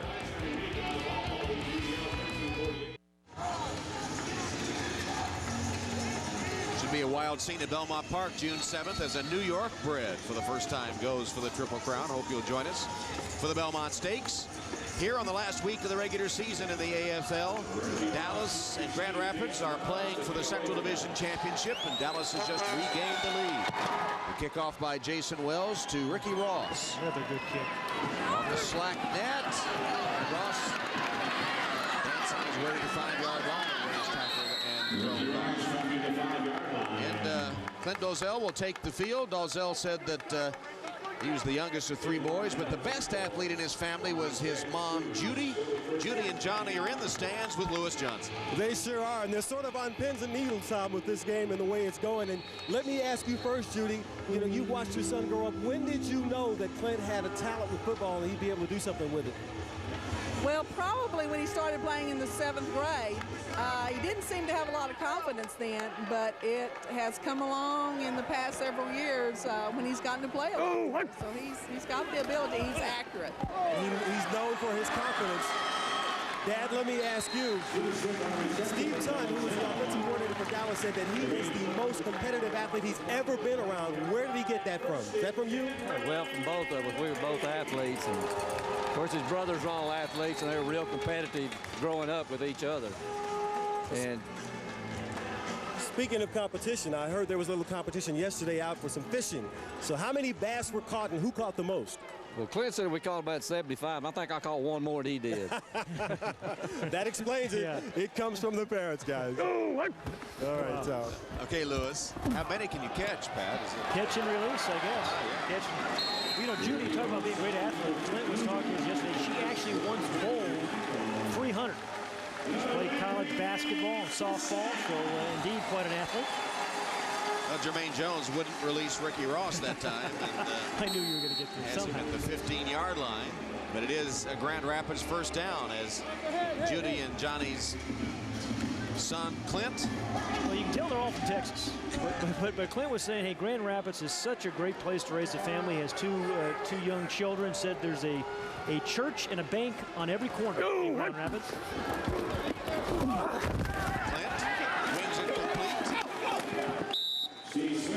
Steve Smith catches it at about the 10-yard line, and Jermaine Jones again is first to hit him. Steve Smith, I was reading a press guide about Steve Smith, and he said his greatest fear is quicksand. Now, I've been in Grand Rapids now for 2.5 days. I've yet to come across any quicksand. You encountered any this morning? It sort of felt like it when I woke up, but might have just been the lateness of the arrival time. That was a nice horse race you had last week, and you're going to have another good one coming up. That's some exciting scene.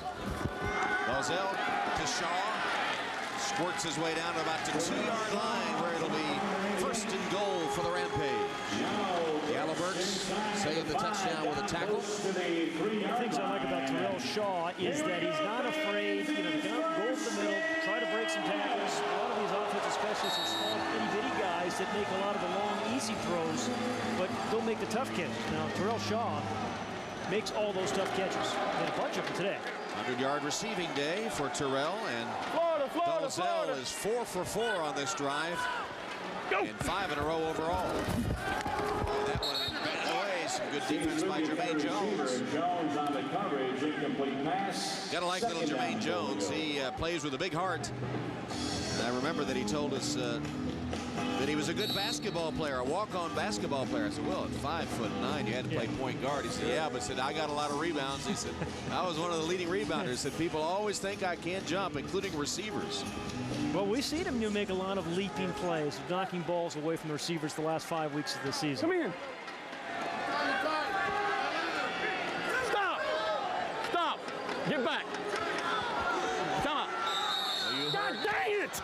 Clint Dalzell directing a little traffic there, is saying stop to his motion man. He would have had 2 men in motion at the same time, then wanted him to reset, and then the play clock was too far gone. He had to spend the timeout. Tempers flaring a bit too amongst the Rampage, trying to catch Dallas.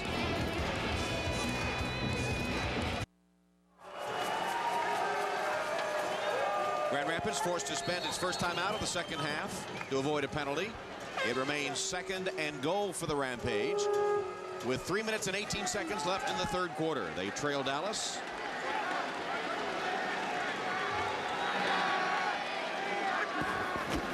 Here's the pitch on the sweep. Stopped short of the goal line.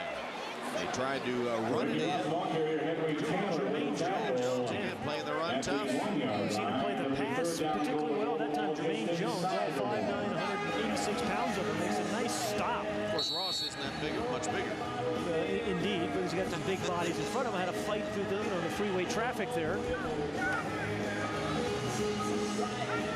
So now third and goal, the ball just at the 1-yard line, perhaps just inside it. In the first game, the Rampage really ran the ball very well against Dallas. They haven't had nearly as much success today.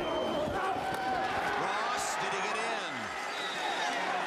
Very close. That didn't count. That might. It's going to be ruled short, though. It'll be 4th and goal.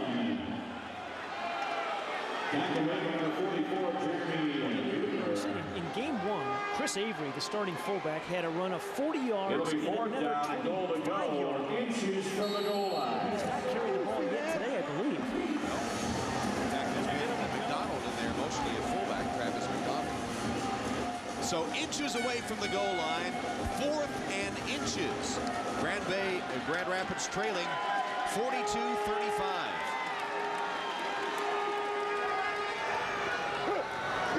Handed off to McDonald for the touchdown. Well, that's a nice little play. Marky McEwen, the offensive coordinator, he called on that. That was a really nice little cross-buck fake, They faked it to Ricky Ross, who would run it over there, and they give it to McDonald, the big fullback. Still wasn't necessarily a freebie. He had to break the tackle of Butler, number 44. And the ball almost didn't get in there. Did you see the handoff from Dalzell to McDonald was sort of in danger of coming free. That's actually the third rushing touchdown by the Rampage today. Goins extra point, nice to score again. A minute 12 left in the third quarter, now tied at 42. There's Judy and Johnny. Well, Johnny wasn't quite so sure about the call, was it? Judy was much quicker to the take on that one. Dalzell ran one in himself. The third rushing touchdown, one by Dalzell, one by Ross, and now McDonald. Yeah. Talking yesterday to Michael Trigg about Clint Dalzell and said, hey, how'd you uncover him? He said it was really kind of an accident. Playing real soft now. Dalzell was having a bachelor's party playing way off at a country western place in Waco, Texas. He said, I happened just to be there by accident. Buck did to him. He said, he thought he was playing with an NFL team. Clint said, no, I'm unattached. He said, hey, why don't you come play with me? It's some exhibition games. He was coaching at Milwaukee at the time, and he just said, well, I'm getting married, and if I can convince my wife to cancel our honeymoon to Paris, I can do that. And he did. He talked his wife, the great lady that she is, and not going to Paris. Now that is dedication. On the wife's part, I'm talking about. Yeah. So instead of Paris, she got to go to Milwaukee and watch her fiance try to make an AFL team, which he ultimately did. And it's been a great 8-year career for Clint Dalzell. Including an AFL championship. And in fact, has the AFL record for a single game, 479 yards passing. He set it in 1999. And as you said earlier, the fourth quarterback over 400 touchdown passes. And the first is 70-plus touchdowns in 5 different seasons.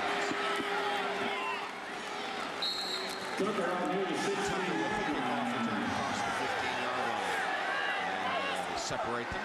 Well, talking about offense, your offensive players of the year candidate. Again, these are my thoughts. Right. You may disagree, Tom, anytime you like. We have 2 great quarterbacks today, but Jay Gruden, without him, the Orlando Predators went 2-4. Look at the touchdown interception ratio. It's been phenomenal.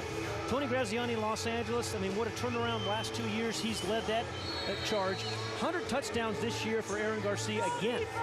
Over 100 touchdowns, the second time he's done that. Just 3 incredible players, and you're getting my broadcast partner of the year. You get the Stretch Hugo award. How many other partners have you had? Well, this year, none. You're my favorite. Kubiak under pressure, let it go. And wide open, Leverson gets up and scoots inside the 15-yard line. Caught from behind then on what could be the final play of the third quarter. Hodge saved the touchdown with a tackle of Luke Leverson. Travis McDonald was draped, and I mean draped, all over Jim Kubiak. And that will bring the third quarter to a close. Kubiak delivers as he is hit by McDonald. And we end the third quarter with the Central Division title at stake, tied at 42. We'll be back after these messages from your local station.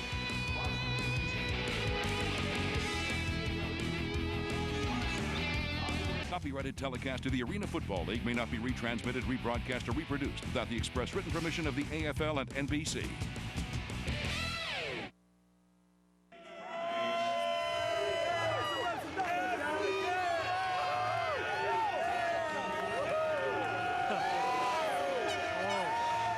Lewis will do anything. Beer and donuts, always one of my favorites. Nice combo. And I read in this morning. Hey guys, I've been to a lot of sporting events, and you see teams with mascots and cheerleaders, but I have never seen a team with its own donut. But the local Krispy Kreme here makes the Rampage donut every time these guys have a home game. That's unbelievable. Beer and donuts. Believe it or not, it's National Safe Boating Week too, Tom. Kubiak completes the pass, but not much yardage as Showers made a good defensive play. We'll take it to Al Troutwig now for an update. Al? All right, Tom, we're still getting over beer and cherry-coated donuts. But anyway, Antonio Chapman, one of the best in the league at doing this. If not the best. The guy can just bank people on this. I tell you, he's a future punt returner maybe in the NFL. This guy has got a lot of talent. He's doing a lot of things. There are shot in the beer towns, and then there are donut in the beer towns. All right, we did have some doctors also call us, Tom. They said that satisfied every taste bud.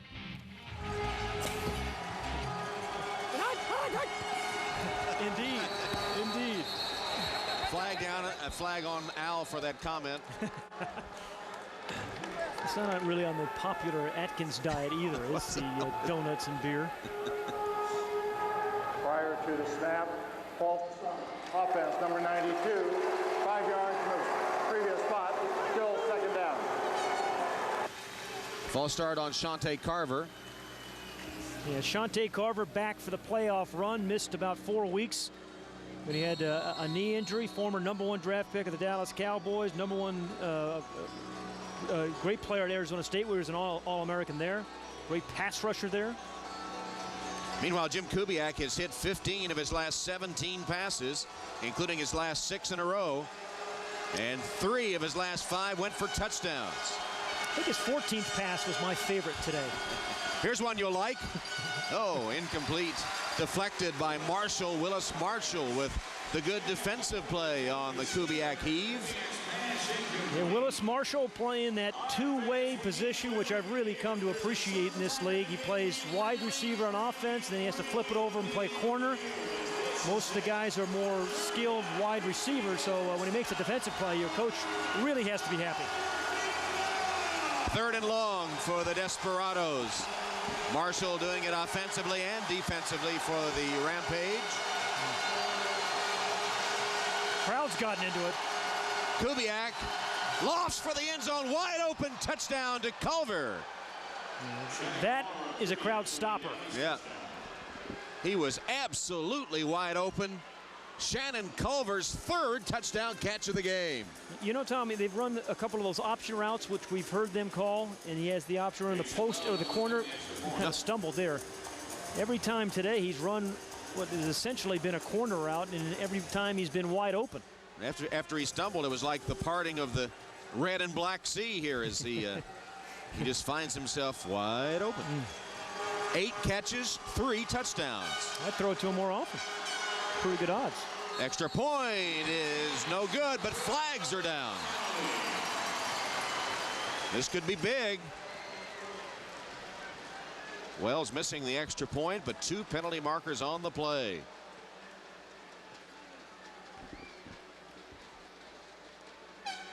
You know, we talked to Joe about going for 2-point plays yesterday. Offside, defense, half the distance to the goal, repeat the down, repeat the try. And he's just going to stay with the 1. So Dallas catches a break there. The offside on Grand Rapids means that the extra point will be tried again. Wells had missed it, and the way these two teams have been trading scores, that extra point could have loomed large, but instead, Wells will get another shot at it.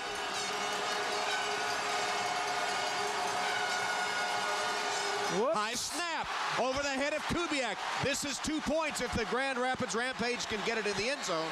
They can't, as Wells alertly falls on the ball with Chris Avery bearing down on him, but still it is a miss. A tight game, no more than 7 points has separated the two all game long. And where is Doug Lytle? He's back in Dallas. Again, new snapper. Butler, number 44, right over the head of Kubiak. Wells is a smart thing to get on top of it. We talked to Wells yesterday about, you know, his new snapper. He had some real concern about it. Go, go, go, go, go, go, go, go. Get him. But Wells falls on it to prevent further damage, but a missed extra point could be big. The margin is 6. Well, we had an amazing road trip. It was incredible. There's nothing better than getting the guys together and hanging out for the weekend. We got a little lost on the way. Eric had the map. Once again, you're pointing here, he's pointing over there. 247? 247, thank you. Yeah, we mountain biked, I did a little rock climbing. We met some friends out there, some girls. Somebody came in acting like an idiot. It could have been done at a different time, but I got back at him. You can't beat a road trip like that, and I'd go again, any day. The new Honda Element. Go with it.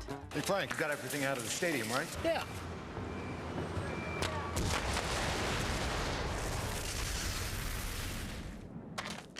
Everything out of the stadium, huh? The Brute waste container by Rubbermaid. Built to survive just about anything.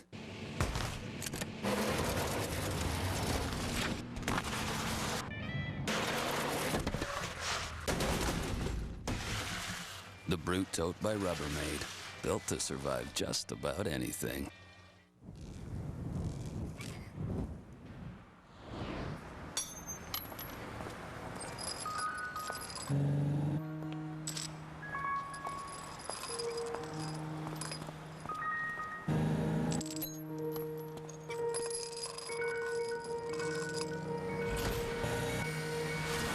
Sharp steel is no match for smart rubber.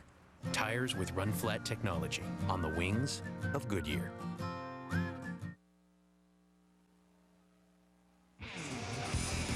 The AFL on NBC is brought to you by Goodyear, reminding you to take all your journeys on the wings of Goodyear. By Rubbermaid, how life gets organized. And by Craftsman. Craftsman makes anything possible. Available at Sears. Sears, where else? Well, Dallas got 2 tries at an extra point. A missed one by Wells, a bad snap by Butler over the head of Kubiak. So it's a 6-point Dallas lead, 48-42. You know, some things you just kind of take for granted, and snaps on extra points is one of them. But in this league, they can really, really hurt you. Ross fields the Wells kickoff. Got away from him. Trying to get out of the end zone. Yeah, that was a real effort. And is tackled in the end zone. That's give an Oscar. A touchback. Give him an Oscar. And they'll get it out to the 5-yard line. And coming up next Sunday, 1:30 Eastern, 10:30 Pacific on NBC.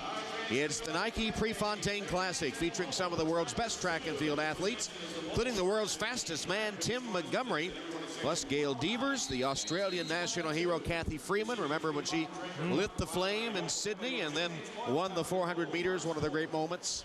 The Nike Prefontaine Classic next Sunday, 1:30 Eastern, 10:30 a.m. Pacific, here on NBC. Lewis will be there.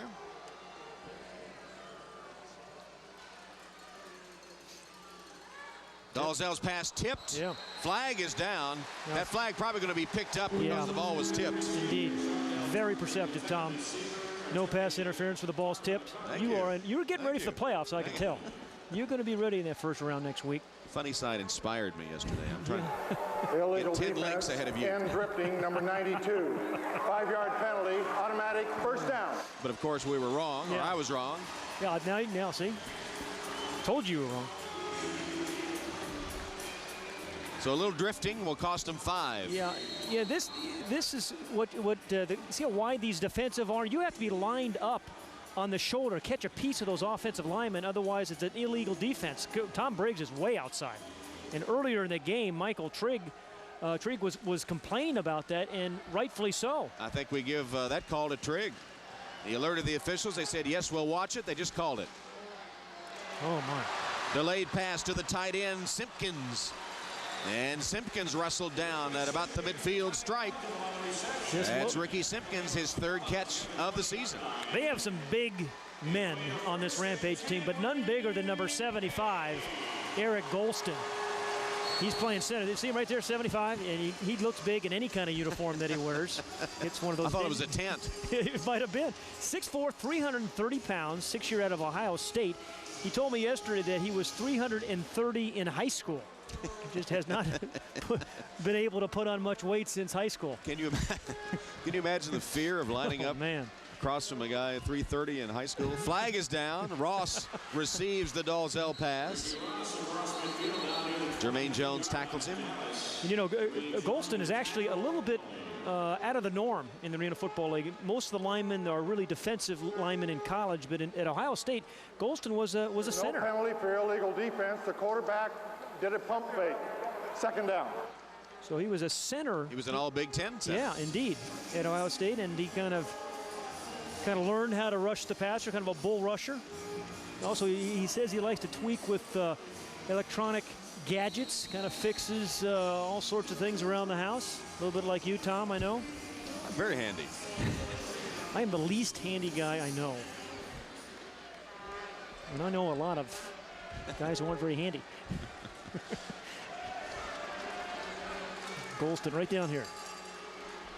Dalzell deflected and a flag down. That was McCullough that deflected it for Dallas.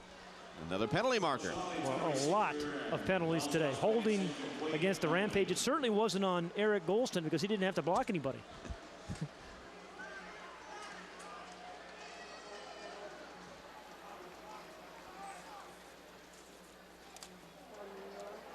Holding, offense, number 95, 10 yards from the previous spot. Repeat the down, second down. That was Simpkins. We said he had good hands. He made that catch a little too good, apparently. Yeah, right down here. Oh, nice tackle, yeah. You know, you got to remember when you're on offense and when you're on defense because they play both ways. I think he forgot. Thought he was on defense. But good tackle. It means that the Rampage. It's a good name for a football team, isn't it? Yes, it is. Yeah.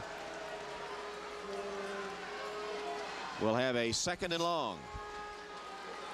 Well, here comes the rush. Oh. That one, the 2 Dallas players breaking on it probably prevented the interception. Denton looked like he could have intercepted it, and so did Jermaine Jones. And Tom Briggs almost knocked the ball out of the hand of Clint Dalzell again. Just missed around the corner. Yeah, watch him over here. Just missed. It was really the same kind of play. He caused the fumble and scored on the touchdown. Meanwhile, Denton and Jones looked like he had dead aim on it, and then Denton broke in front, couldn't hold on. So it's 3rd down. 3rd and long.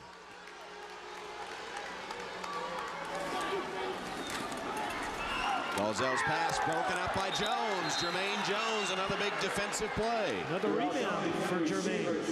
Knocked it away from Shaw. Jermaine's having an excellent afternoon. Tackling, defending. 3 balls knocked away from receivers. Big stuff but down by the goal line. So 4th down now for Grand Rapids. They're going to attempt a long field goal. Remember, it's just a 6-point margin.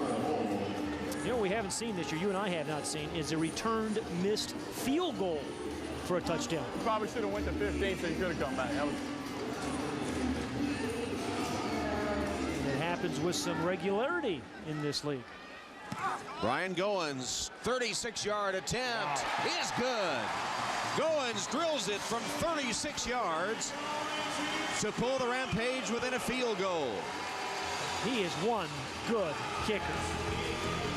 So with 8:06 left, it's a 3-point Dallas lead. Rattle, avenge, crush, and storm to arenafootball.com. Click on Arena Store for your very own official AFL football and full-size replica helmet, too. Sport the official AFL cap your favorite players and coaches wear, and take your pick of great AFL collectibles. Officially licensed AFL stuff. If you don't get it at the arena, you can only get it at arenafootball.com.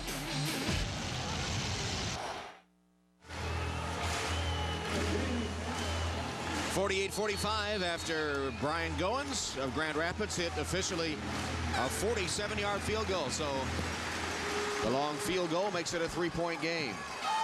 And the kickoff on the fly did not hit the net. But not much on the return for Tucker. And let's take a look now at our ADT defensive plays of the game. Well, we're going to have to add an S to play because there's 2 of them. This one was by Tom Briggs, a sensational play right before the end of the first half. Forced fumble, hustles in, pushes his teammates away. But we had to give this a split vote, hanging right. Chads and all that sort of thing.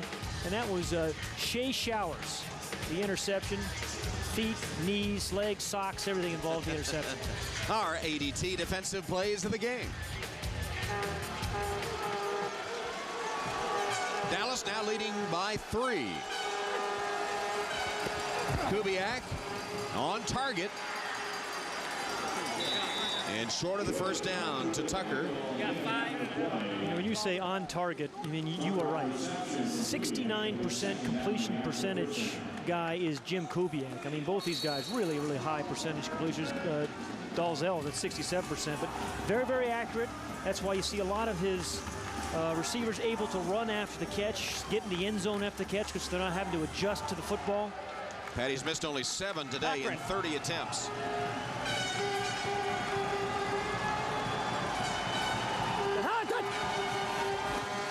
Second down play, just lofted complete. And right to midfield to Scott, Patrick Scott. And Ricky Ross. It's actually Tim Martin, I think. 96, not 95. Right, my favorite Martin. Tim Martin, that's actually his 5th reception of the season from Tulsa. Talked to him yesterday, and he was really excited. Just passed his Series 7 exam, so he's going to be a registered stockbroker now. I said Give you any tips? No, I asked for some. He refused to give them to me. But he grew up in a very, very small town outside Tulsa, and I'll tell you how small it was in just a moment. Had you offered a little commission, he might have been able to give you a... You know I'm not into that.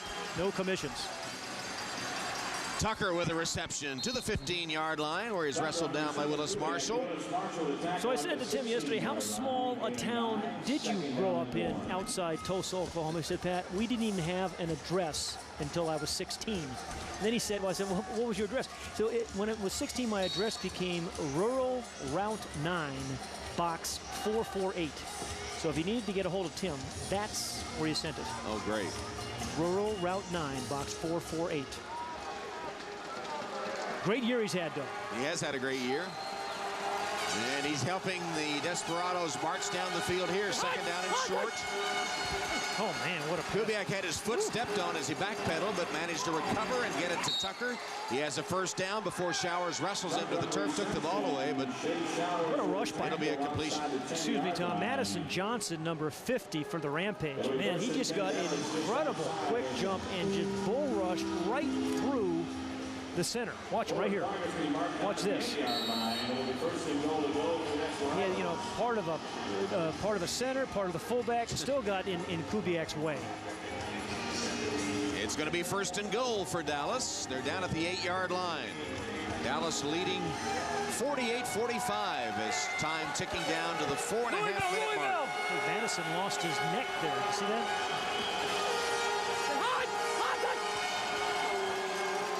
Kubiak completes it to Burks, tries to put a move on. Whoops. And is rammed into the boards by Lamar Grant with a late flag down as Kubiak hit the turf. That's one of those, we talked just a moment ago about the accurate throw by Jim Kubiak where Burks didn't have to adjust, personal foul against Dallas. But, you know, the receiver didn't have to adjust at all, caught it and could run right after the catch. Receivers appreciate that. Personal foul, illegal helmet contact, number 95, defense. Correction, offense, 10 yards previous spot, repeat the down, first down. Illegal helmet contract, Patrick Scott. He's the one that had his helmet repaired earlier. Remember you saw all those nicks on it? Yeah, indeed. Patrick Scott is a very large man, 6'5", 273 pounds, you know, plays that fullback, more of a linebacker. But, you know, he stands next to some pretty, you know, big guys in the huddle, and he's clearly taller and bigger than they are. He also played basketball in his college days at South Carolina State.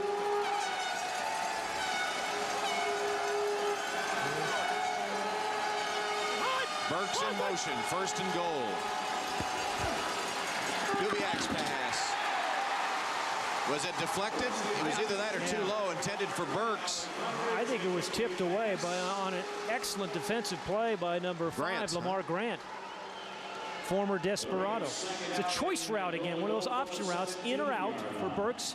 He is what they call their wing back. No, I guess it wasn't tipped, just really off the hands of Diallo Brooks. And that's where you see those sideboards really kind of come into play as receivers. The outdoor game, you catch that, you step out of bounds, no big deal. But in the Arena League, you have to worry about the collisions with the sideboards.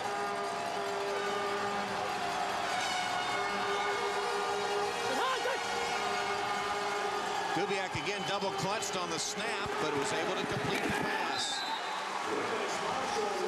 It looked like WWF, that takedown right there. By Marshall, yeah. Kubiak, you see he had to sort of make sure he had the snap secure. Hey, look for Andy, an 8-yard post. Come on now. Raise right, yo-yo, 50 flat. You see, raise right, yo-yo, 50 flat. On two, ready? Yeah, the offensive specialist, Culver, is doing back in fourth motion. That's yo-yo. But he's looking for some slants down here. Kubiak's pass, drilled, complete for the touchdown to McCullough. Andy McCullough with the touchdown catch from Jim Kubiak. These big Dallas receivers, like those Orlando receivers, I mean, they give a quarterback such an advantage. That ball was maybe a little bit behind McCullough, but he kind of turned his back like a rebounder would and caused a little bit of separation. And you saw Steve Tunn saying, hey, I want that 8-yard post. He got it. He beat Grant for the score. 5th catch of the game for the former Tennessee Vol, his first touchdown. Extra point this time by Jason Wells is good. Good, Chris route. Steve Tunn ordered it up, and Andy McCullough delivered.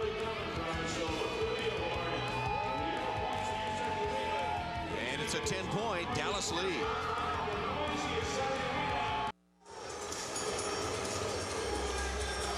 Fourth quarter in Grand Rapids. The Rampage set to receive the kickoff, trailing by 10.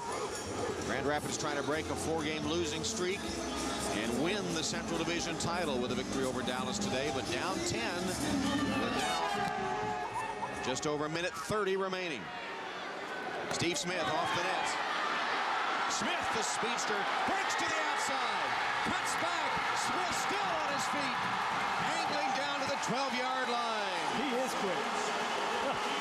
Big return by Steve Smith as we send you to Al Troutwig in New York for an update. Tom, that was pretty exciting, but so was this.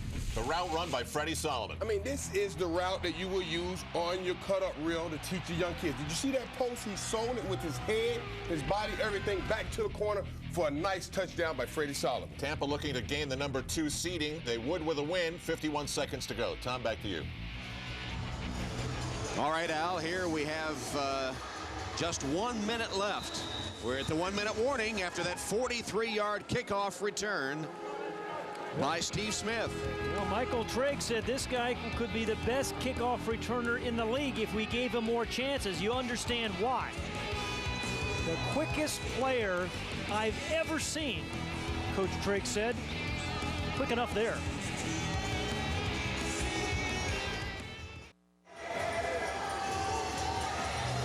We return to Grand Rapids with 1 minute left in the game. The winner of this takes the Central Division title and is guaranteed a home game next week in the wild card playoff round. Final game of the regular season, and this will decide the Central Division championship. Dallas with a 10-point lead with 1 minute remaining.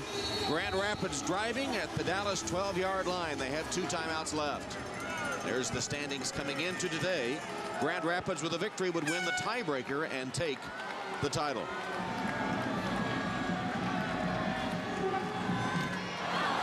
Dalzell's pass is incomplete. Denton defending Hodge. It'll bring up with 57 seconds left, a second down play. Okay, Tim Denton just jumped on that slant route. It looked like he listened to the call. Denton and Jones have played particularly well in the Dallas secondary today.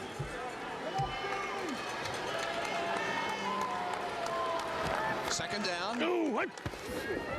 Dalzell short of his intended receiver, Smith. Leverson defending, and shoe came off. That was Grant that lost the shoe. Didn't happen yesterday in the previous, did it? Oh, no, shoe was lost.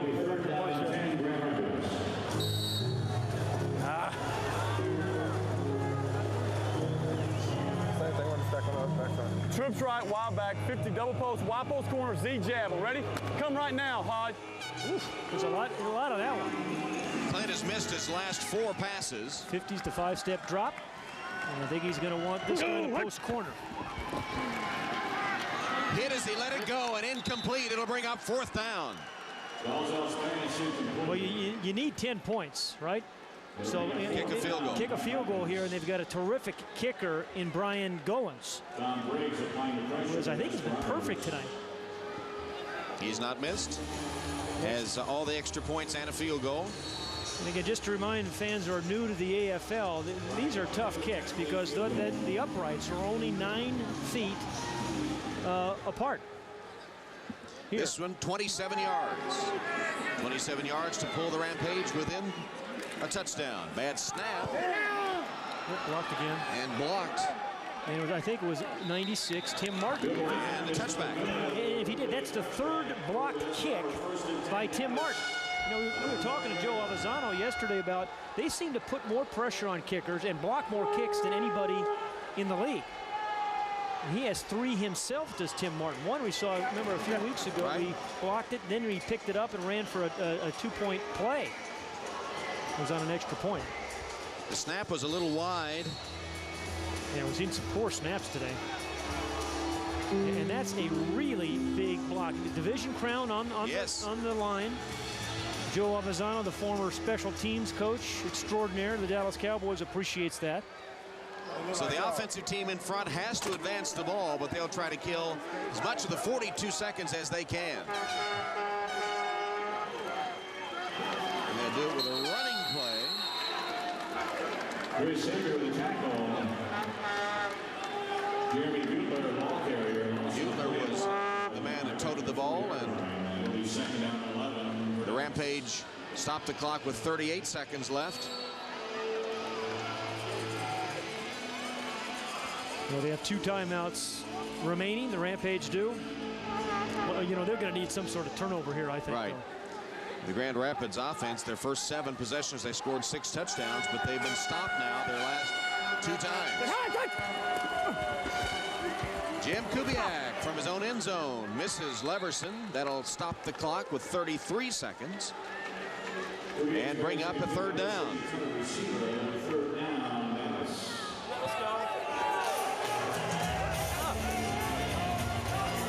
Wing rocket? No, you gotta get 3rd down. Left wax, 50 wing in. Wing is Diallo Burks. Left wax, 50, wing in, Z flash. On two, ready? Diallo's out, yeah. Kubiak has passed for 7 touchdowns today, over 300 yards. And 5 different players have 4 or more receptions. Flag down. The catch made by Leverson. Yeah, Leverson in for Burks, playing that wing position. That was their crossing route. It's going to be a hold, though. Against Dallas.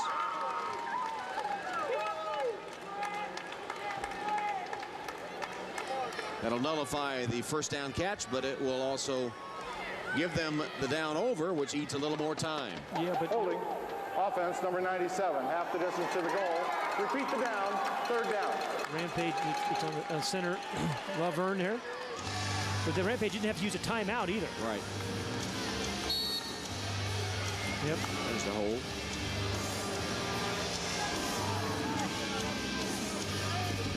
.27 seconds on the clock. 10-point Dallas lead for the division championship and a home game next week. And he's going to use a hard count here, try to get him off sides, get a free 1st down.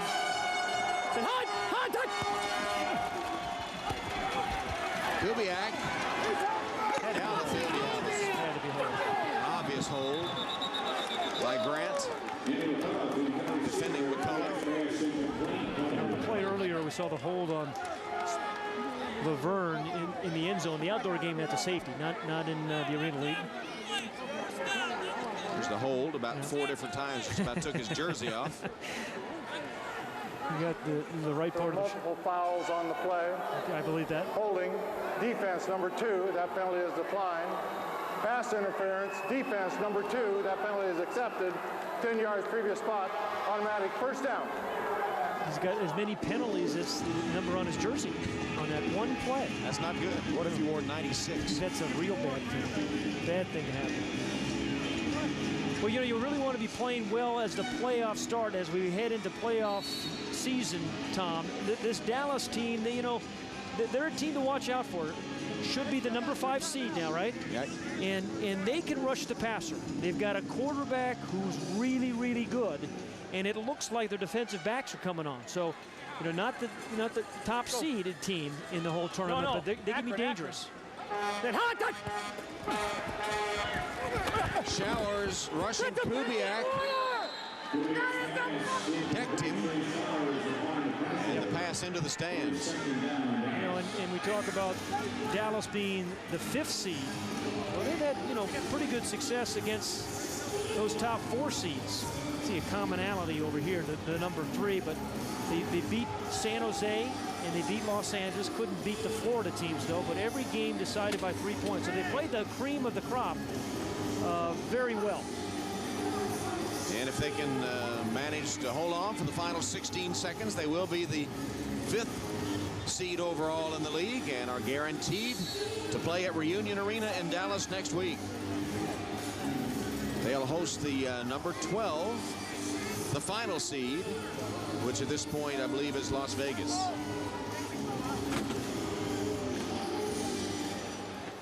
I bet it is Las Vegas.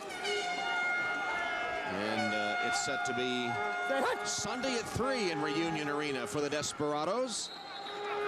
2 o'clock in Dallas. With 11 seconds left. Timeout taken by Grand Rapids. We'll be back for the final 11 seconds. The AFL on NBC. 11 seconds remaining in a 10-point game. Dallas on the verge of beating Grand Rapids. The teams will split during the regular season, but Dallas will go to 10-6 and will claim the 5th seed in the AFL.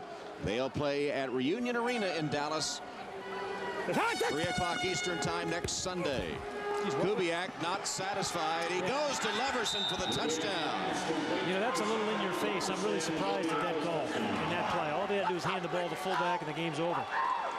Instead, it's a 38-yard touchdown pass to Leverson.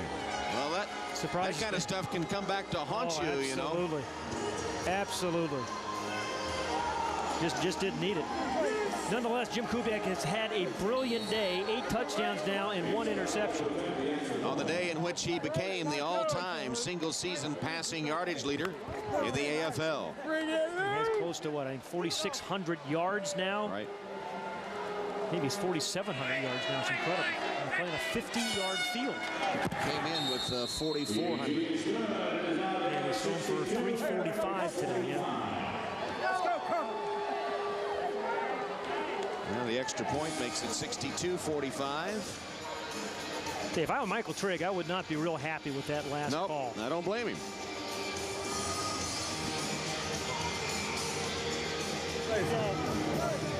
Well, they're going to be playing at home. No trip on Friday. And they're going to be playing at home because of plays like this. Perfect throw. Now, look at that one-handed catch by Leverson. My goodness. Great coverage there, really, by Grant. Yeah.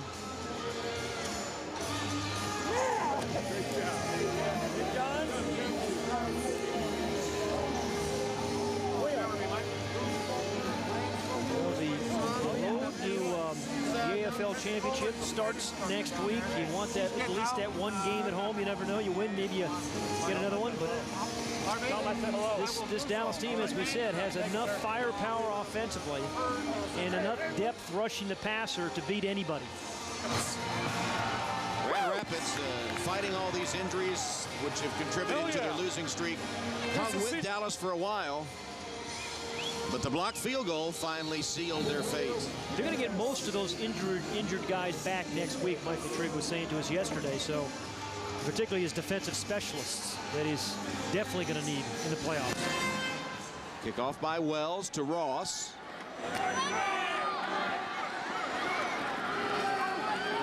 That's Marshall, and Marshall just might score. He does. Flag is down. Did they put their arms up? No, they didn't. They didn't signal a touchdown. Nice play by Marshall. You know, I love. Yeah, there it is. There it is. The signal. Touchdown. Finally. They just love guys that never quit no matter what the score. There is a penalty marker on the play as the water is being readied for Joe Avizano, one would assume. Personal foul, tripping. Number 11 of the kicking team, or correction of the kicking team. Number 6 is what it is. That penalty is declined. Touchdown. We will play the PAT. We will not play the PAT. The game is over. That's what I said. That's what I meant. Well, a big game by Jim Kubiak, 29 of 39, 345 yards, 8 touchdowns, 1 interception.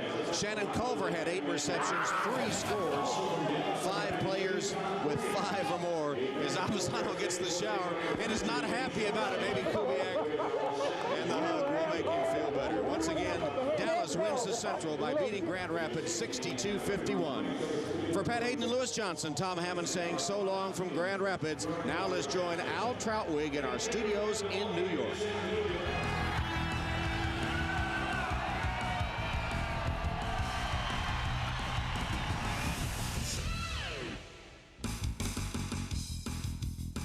We're live at 30 Rock. This is the AFL on NBC, but you already knew that. Al Troutwig along with Michael Irvin and Glenn Parker. We had a great time watching these games this afternoon, but as things turned out, Dallas and Grand Rapids thought they were playing for a division title and a home game in the opening round of the playoffs. Turns out they weren't because Georgia lost as they were playing out. So both Dallas and Grand Rapids get a home game. And so in this confusing process. Yeah. You didn't follow along? No. We had 14 lost. pages of what ifs. And I'm trying to go through all these what ifs and what ifs this and what if. Folks, come on. I'm a football player. I can't read all this stuff. I'm a football player, man. Don't spread the stereotype now. Okay, hold on now. We're going to go back now to the site of the Dallas game at Grand Rapids. Lewis Johnson is with Jim Kubiak, who knows about leading.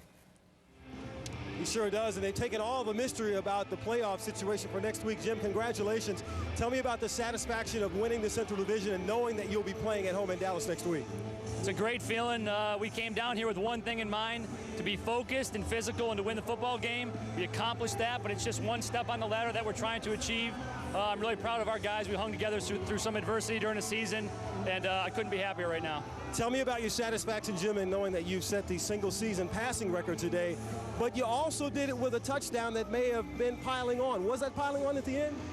I'm not really sure, but I know as long as Aaron Garcia's in the league, he's going to break that record. So it's not going to mean much. It'll mean something right now, but next year, he's going to break it. Was one of the keys here not turning the ball over? You've had several interceptions the last 3 games, 7 to be exact. I believe you only had 1 today. Was that one of the big keys here? I think so. We protected the football much better in the second half, and when we got a break, we capitalized, and that's what it's all about. I'm proud of our guys. I can't wait to play in Dallas next week. Great win. And Jim, finally, psychologically, how do you deal with the beginning of the playoffs? Is this a new season for you, or do you cut it off? How do you deal with that? This is a playoff game for us. We started the playoffs today, so that's how I'm dealing with it. All right, congratulations, Jim. Thanks a lot. All right, Al, back to you, New York. All right, Lewis, I don't know who's going to win the battle for most enthusiastic player in the AFL, but certainly Jim Kubiak is top 3. So the Dallas Desperados win 62-51. Tampa Bay gets the second seed, 42-38. We're talking about a team in Tampa Bay that gets a bye in the first round. But as you watch that game and you see them play out their 6th kicker this season, 6. Can they possibly go to the playoffs thinking about a kick deciding a game with any confidence whatsoever? No, I don't think they can. But one thing we've seen with Tampa Bay in about the last 6 weeks of this season, we have really seen a team struggle. They struggled against Colorado and lost. They struggled against Carolina and won late. They lost to San Jose. They struggled with Georgia the entire game. That's a team that's going into the playoffs searching for itself. One other game we want to update. We've been giving you updates in the game that you've been watching. It's Indiana in Chicago, and they know that they need a win to make the postseason. 43-43. It's all about making the postseason for both of these teams, so it's on the line. Indiana kicked a field goal as time expired to send this thing into overtime, and so they're still tied 43-43. It was quite an interesting day, but we've played 16 weeks to eliminate 4 teams. To me, the drama was, sort of a moment here and a moment there, but now next weekend, suddenly on Saturday and Sunday here on NBC, it's going to have a totally different feel. Well, I don't know if we played 16 weeks to eliminate 4. I think we played the last 7 to eliminate 2. There was 2 that were out of it way before any of this started. Colorado and Carolina were never in this thing from the beginning. So really, we got down to this. It's going to be exciting next week with a lot of big games on the line. I thought New York was out of it a long time ago, and I got food. So, it will be exciting. I'm looking forward to the playoffs. And one reminder, the games will be on Saturday and Sunday. It's not fully determined until the final playoff matchups are set, which games will be Saturday and which games will be Sunday. That's due to arena availability. But we will be here 3 Eastern time Saturday and Sunday to bring you the opening round of playoff copy. So let's talk one more time. We touched on it at halftime. Just a quick thought to put in people's minds. The team you think that are going to come out of next weekend looking like they can do something a little bit more than just win an opening round game. I got to go to Dallas, Arizona, and Grand Rapids. I think those are 3 teams that can actually go farther than just next weekend. I like Dallas, and I'm going to like Dallas. I like Dallas. This guy is hard to nothing follow else. him, He's consistent. I I like Dallas, man. But it's a point. Dallas has a great football team, a good football team, and they can play with the big boys. They just got to minimize their mistakes. And I like Aaron Garcia and the Dragons. They lost their top receiver, and they were still able to win. All right, thanks for joining us. That'll do it for 16 weeks of the AFL on NBC. Next Saturday and Sunday at 3 Eastern, noon Pacific on NBC. The AFL playoffs get underway, beginning with the unpredictable wild card weekend as the drive to Arena Bowl 17 gets in gear. And coming up tonight, beginning at 7, 6 Central on NBC, it's Dateline NBC, followed by American Dreams and the 2-hour season finale of Law & Order, Criminal Intent. For all of us here at 30 Rock, for Michael Irvin, Glenn Parker, I'm Al Troutwig. We will see you next weekend for the AFL playoffs.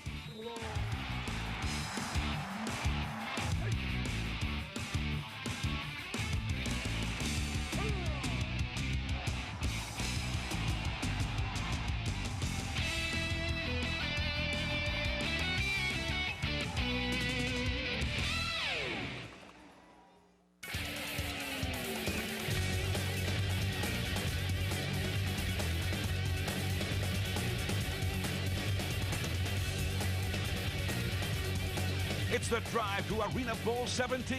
The AFL playoffs start next Saturday at 3 Eastern, noon Pacific on NBC.